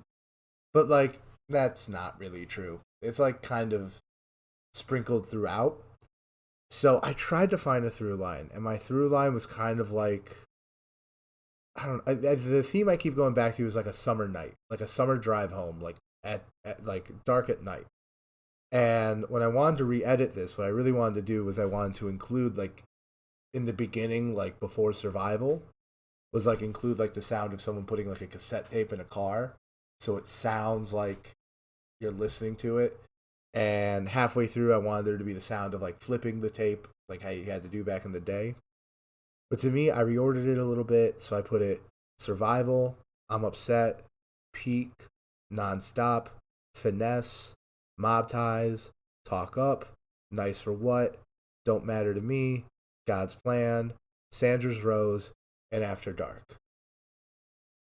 I thought After Dark was like a nice ending because it ends with like that guy who's like a radio DJ, and I thought that could just kind of like carry that whole vibe I was going with the entire time.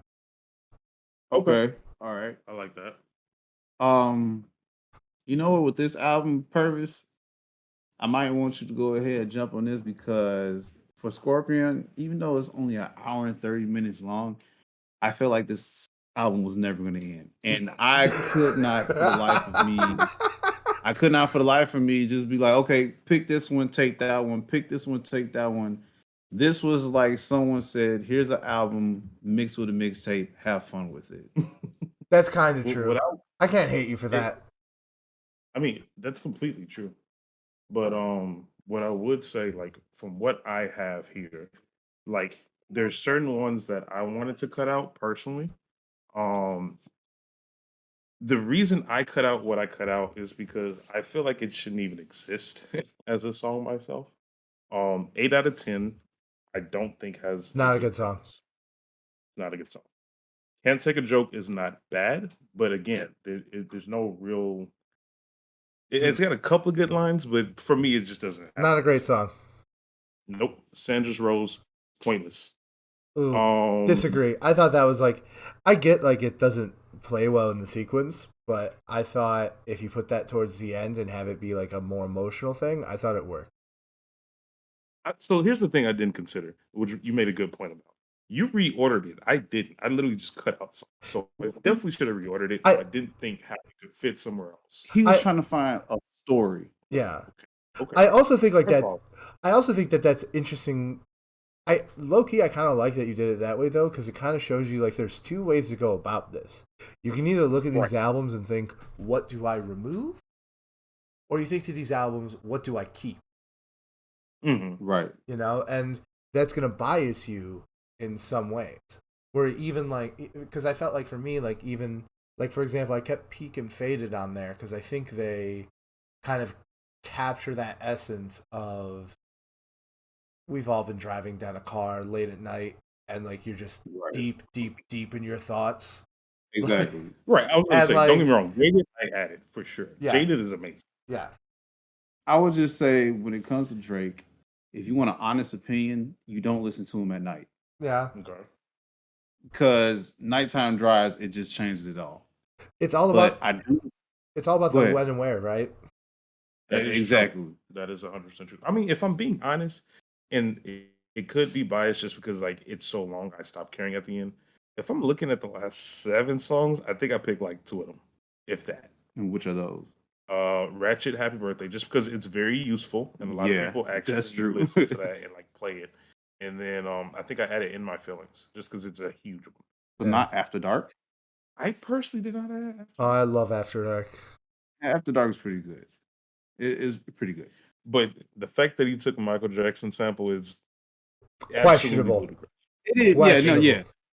Well, I hate it. Wait a minute. No, I hate it. I would just say this. I know we're going to talk about the next album. There's a sample on there that I think you would appreciate just as much as I do, but we'll get to that. I'll bring it up when we get to it. Okay. But I do want to bring this up. When Scorpion came out, isn't this when he had his first beef with Kanye? It was with Pusha T. Yeah, it was post that. Oh, well, that okay? That's around the same time though. Yeah. Pusha T and Kanye. I found it funny every time Drake does a song with Jay-Z is when he has beef with Kanye. It's true. And Talk Up, I enjoy Talk Up. Probably because Jay-Z's on it. Literally because Jay-Z's on it. So I just wanted to bring that up. Okay. No, that's interesting. Should we Yeah, let's move it on. Let's move on to Certified Lover Boy, which is your favorite of the 3. I wouldn't say it's my favorite, but I feel like you wrongfully judge it. I don't wrongfully judge anything, Purvis. I will say this. After going back and actually diving into it, close the door.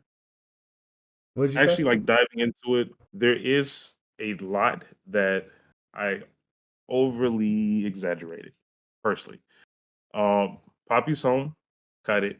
Oh, come on, wait a minute. I'm sorry. Cut it. If I have to pick 12 songs, I'm cutting it. If I have to pick 12 songs, I'm cutting it. Okay. Maybe because I'm a dad. That's very possible. That's definitely possible.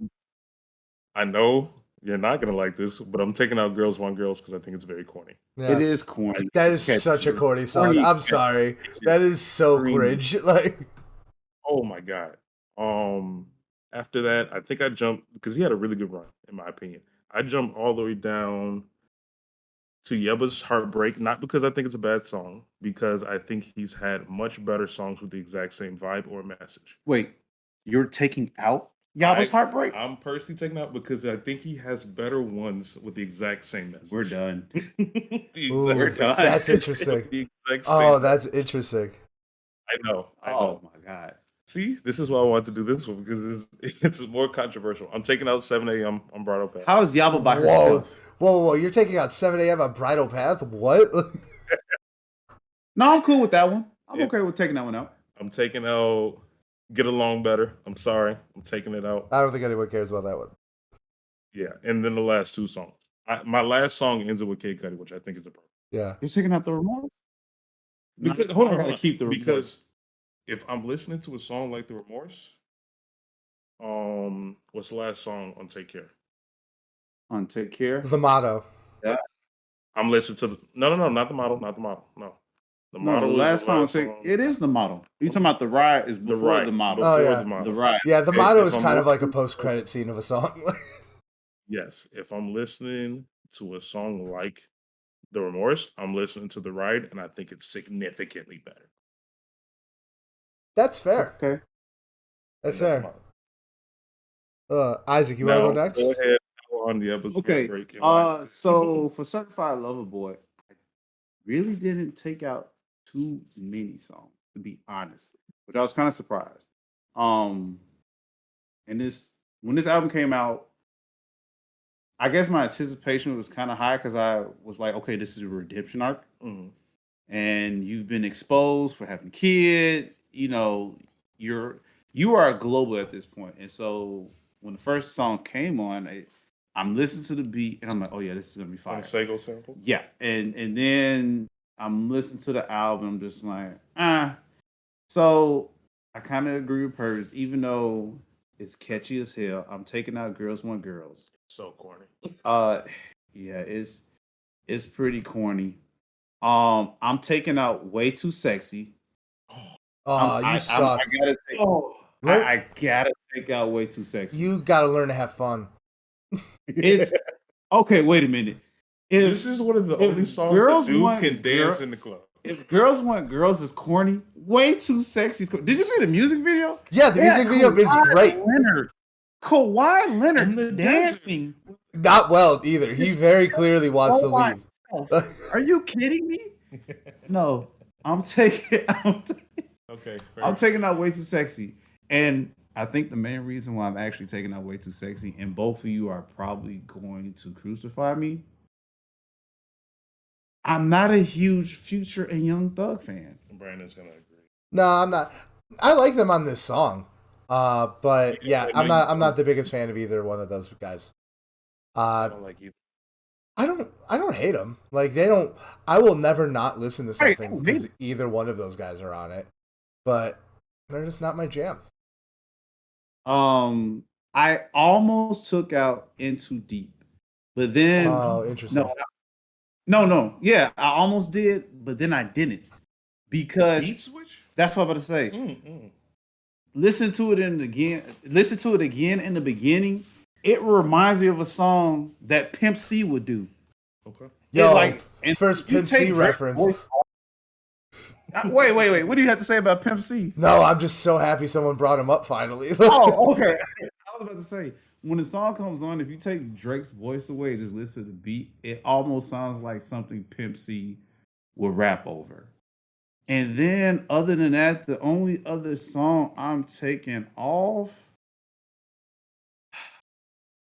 I don't think anything else. Like, I really kind of enjoy this CD not for like super enjoyment, like I'm gonna sit here and break it down like some of the artists we've mentioned, but like just to kind of chill to. Yeah. Oh, and fucking fans. I gotta take that off too. Yes. Yeah, it's fucking kinda... fans. Yeah, no, that's gotta go. Okay. Yeah. Brandon. All right, so mine is heavily re-edited because I was listening to it, and what I always thought was funny about, like, I always thought there was like a big contradiction in this album, and I thought, why don't I try and make that the theme? And that is, so he has the song "No Friends in the Industry," right? Yeah, great song. Yeah, one of the best songs, right? But then, like, later in the track list, he has a song with someone he, like, has, like, one of his most famous beats with Kid Cudi. Mm-hmm. So what I did was I put "No Friends in the Industry" up front, like, as, like, the opening track. And then the thought is, like, this album is a meditation on the theme of burying the hatchet. And I think, like, in the sequence I put these songs on, I actually think it sells that narrative pretty well. So it starts, "No Friends in the Industry." Secondly, "Poppy's Home." Third, "Fair Trade." 4, "Pipe Down." 5, "Knife Talk." 6, "In the Bible." 7, "Way Too Sexy." 7 a.m. on Brindle Path. "You Only Live Once." "Race My Mind," and "I Miss You Too" to end it, to kind of complete that arc. Okay. And I thought it was interesting because you have 7 a.m. on Brindle Path, which is about the Kanye beef coming back later. It's kind of like showing how, like, it's weighing on his mind.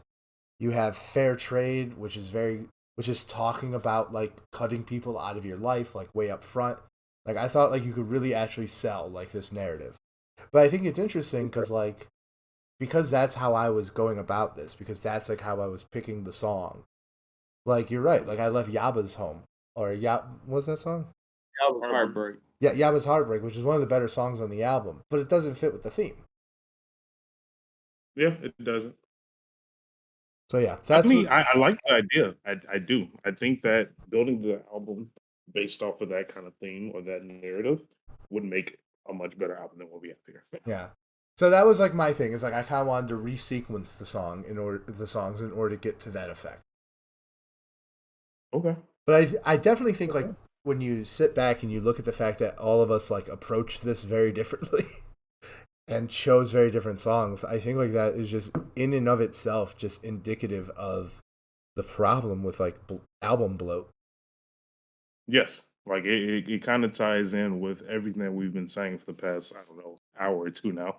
Yeah. But like the way it works right now in the industry and just how capitalism works in America, like it only makes sense that artists are going to just put out mass products and whatever hits and let it takes its toll. But like it is ultimately having a negative impact on the genre as a whole, I feel like. Because a lot of the people that aren't big heavy hitters are not getting the attraction they need. Right. I mean, we all know there are so many artists out there that are small. Some that are even a little bit big now. Right. They just don't get the play.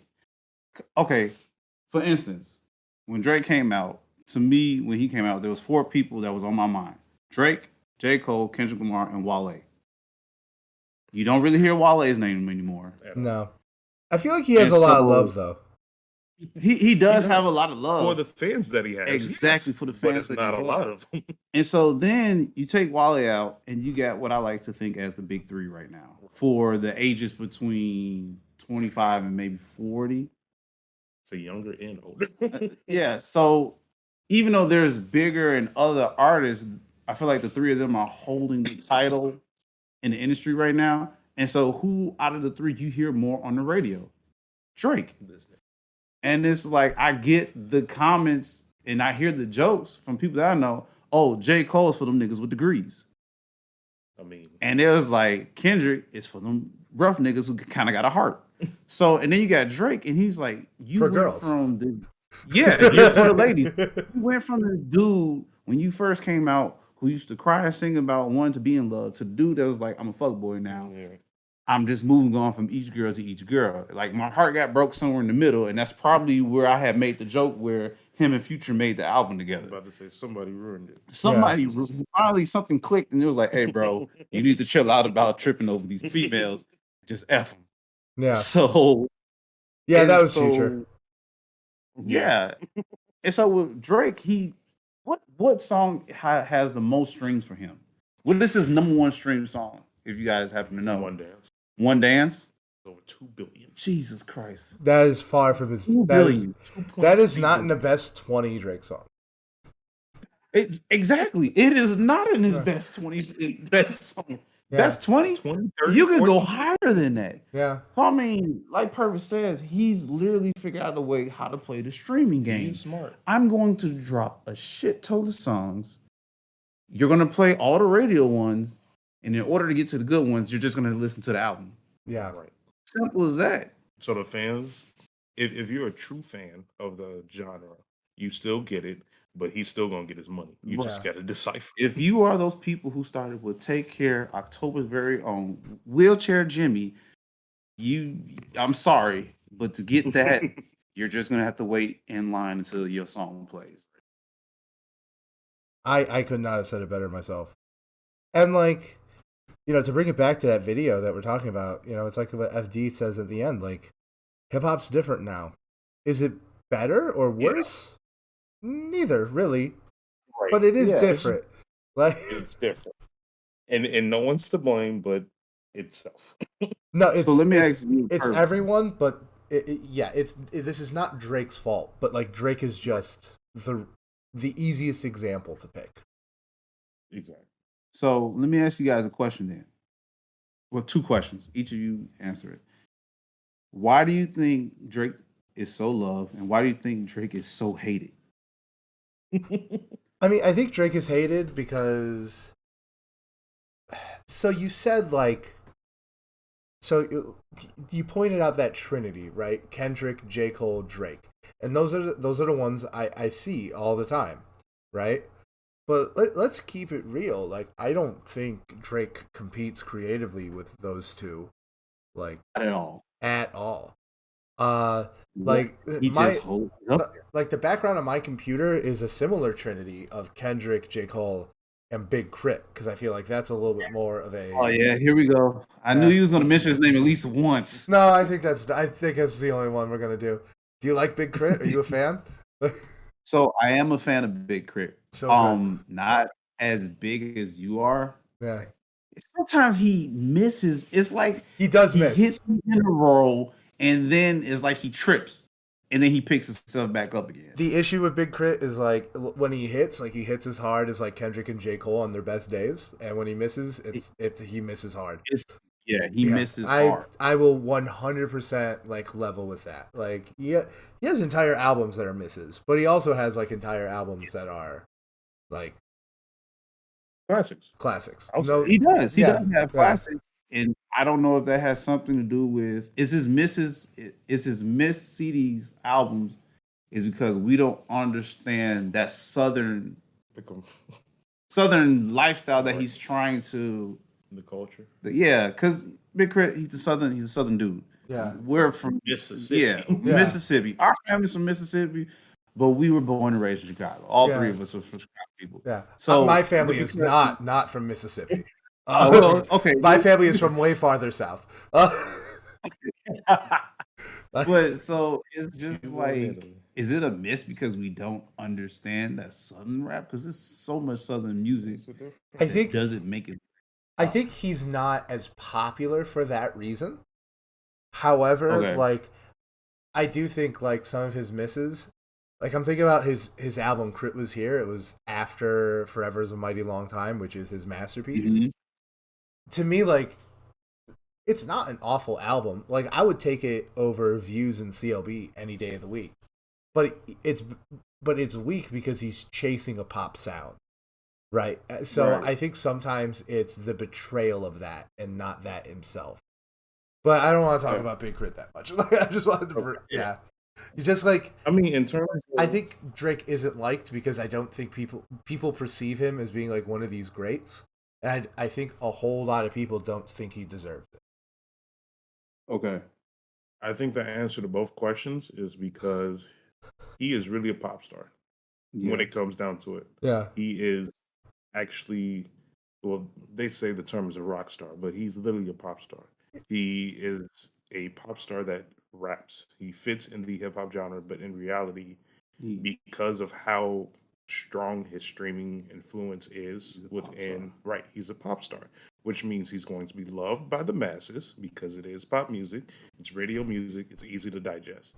He's going to be hated by the true fans because it ain't hip hop. I think Purvis, I think you're completely on point except for that last part. I think he's hated because he's pop because he's not honest about it. Because think about Michael Jackson. There you go. Think about Michael Jackson. Like Michael Jackson was the king of pop. But like, and I think he's someone that like Drake likens himself after. But like he was very honest about what kind of music he was making, and everyone loves him. Like almost too much. You said that. Yeah, I'm glad you said that because I was gonna follow up. Is Drake a watered down Michael Jackson? No, he's just not. I don't think he's watered down. I just don't think he's as good. No, I'm not. Okay, let me not say musically because I mean we all love Michael Jackson. Yeah, I'm talking about how Drake has pretty much blown up globally, and you cannot go anywhere without. No, yeah, you're right. Yeah, that's where I'm coming at. In terms of like global impact, he almost has that pop global dominance level that is so ridiculous. Do you almost want to call him the watered down Michael Jackson? I mean, you without make such a strong argument. I feel like I can't not say it. right. I mean, because like I said earlier, to me, Drake was the first trap soul. Yeah, I'm he going really to was. sing rap to you guys, and you're gonna love it, not even know it. Yeah, Not even. yeah. All you hard niggas out here Right. is gonna You're love gonna be this. sitting there because your girl gonna be in a good Yo, dance, yeah. dancing to it, and you're not gonna be able to reject And it. then you gonna think about it like, man, he's actually saying something I thought about. And low key is stuff that I think about and can't say because of society. Say Yeah. exactly. I want to bring up one other thing, and I'm afraid this is going to open a can of worms, and I need to go eat dinner. But I'm just going to say it. How is that how is he different than Kid Cudi? Because it's like Kid Cudi is like sing-songy and rap at the same time too, and they came out at the same time, but like they're different. You want to go? Or you want me to go? I was going. Well, my answer. You guys both went at the same time. We're looking at each other, pointing at each other like, who's first? Personally, my answer to that would be Kid Cudi has a much more important place in the industry and what he stands for. The topic that Kid Cudi stands behind is depression. Yeah. Bingo. Kid Cudi has just sad because the girl broke his heart. Exactly. Kid Cudi has the love of the culture. That's what Kid Cudi has. Exactly. And so he saved people. Bro, oh my God, I'm glad you said that. Yo, Kid Cudi, I mean, there's so many people that have been interviewed, other artists, people on the street. I would even testify to it. Kid Cudi has saved people from jumping off the edge. Literally. You know, and the difference between Kid Cudi Pete Davidson and Drake. All right, so there is a baby that needs to go to bed. So it happens. Isaac, we're gonna have to get you back on the show though. Sounds anytime. Yeah, dude, we're gonna have to get you back for on a rotating list. But what we want to do, we want to invite you to do our recommendations with us. Why don't you go first? We each got 2 for you. Okay, so I have my 2 here. I will say you guys made it very hard having 2. But I'm gonna mention 2.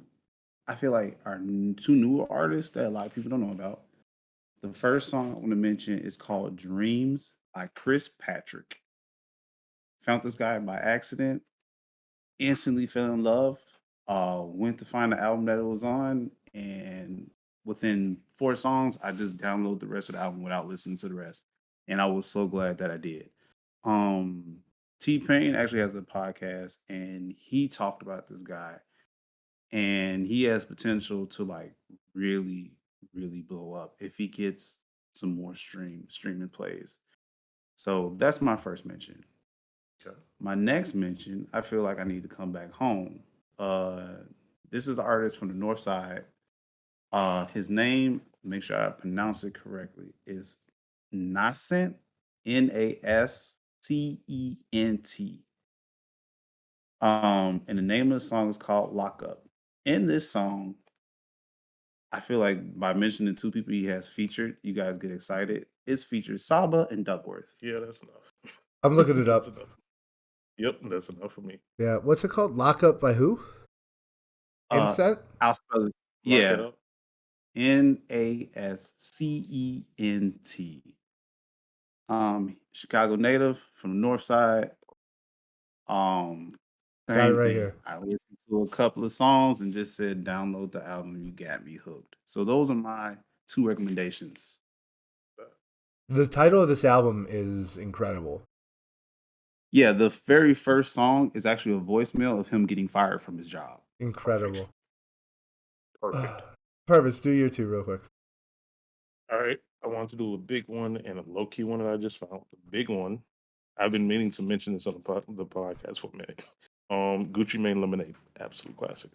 Classic. Yeah, like you cannot express enough how influential one him is and that song is. I feel like Lemonade was one of the most biggest songs at the time in the music video with the lemonade cars, and oh my goodness, so good. Incredible. Second song, I just found this today, Brandon. Now I've taken my time. I've looked up every Frank Ocean song I could find. Oh, gee. And I still found more. There's a song called Astro by Mellow Hype featuring Frank Ocean. I don't need to give a background. It's Frank Ocean. Yep, that's facts. Yep, All right, it's I got two songs. One of them is an all-time classic, and I just wanted to bring this up because I've been listening to it, and I figured with Isaac on the on it, we on the show this week, we should I wanted to just hear you guys' thoughts on it. "Gorgeous" by Kanye West. All right. amazing. One of That's the is it like one of the greatest songs ever written by any artist? I think so. It's up there. And the next one, this is kind of a throwback, kind of a pop rap kind of song, kind of like a guy who kind of fits a very similar vein to Drake back in the day. And with it being 100 degrees in the midst of summer here in Chicago, I've been listening to "Ride With Me" by Nelly every time I get in my car. Wow. Wow, Brad. That's dope. That is dope. That's some of the first hip hop I ever heard in my life. That is a throwback. It's Yeah. crazy that you said that. Not to bring you down the news, but last week, okay, do you remember the music video for "Hot in Here"? Yeah. Do you remember the main girl that he was dancing with? Yeah. She died last week. Wow. Oh, thank you for ruining my night, Isaac. I am so sorry. Good timing. I am so sorry. Yeah. So we're gonna end the podcast. Yeah. Depressed. So we'll make sure next We're time, in Isaac. Jamaica, so we're having fun. Yeah, we're having fun. That I'm sure hope whoever's listening to this 2 hours of rambling, not Yeah, rambling, we didn't finish. not rambling, but like Yeah, it was. really went so long we had to cut it. This was this Long was had to longer cut. than some major motion pictures, but goddamn, this was a great episode, guys. I was really Yeah. happy to have this That's talk. dope. Isaac, we're gonna have you back. I'm thinking for a Kid Cudi deep dive, maybe. Oh my goodness. That's. Can we wait like 3 months? That's a big one. Yeah, no, that's a big That- one. We got a bunch of other That's stuff we the gotta big do. one. I'll definitely come back before we do that one, but when we do that Yeah. one, Well, I may just hold the entire podcast. yeah. It's a day project. Maybe we'll all meet up. Yeah, we That could do works. that one in person. All right, guys. Well, We'll talk to you peace. next week, man. Adios. Adios.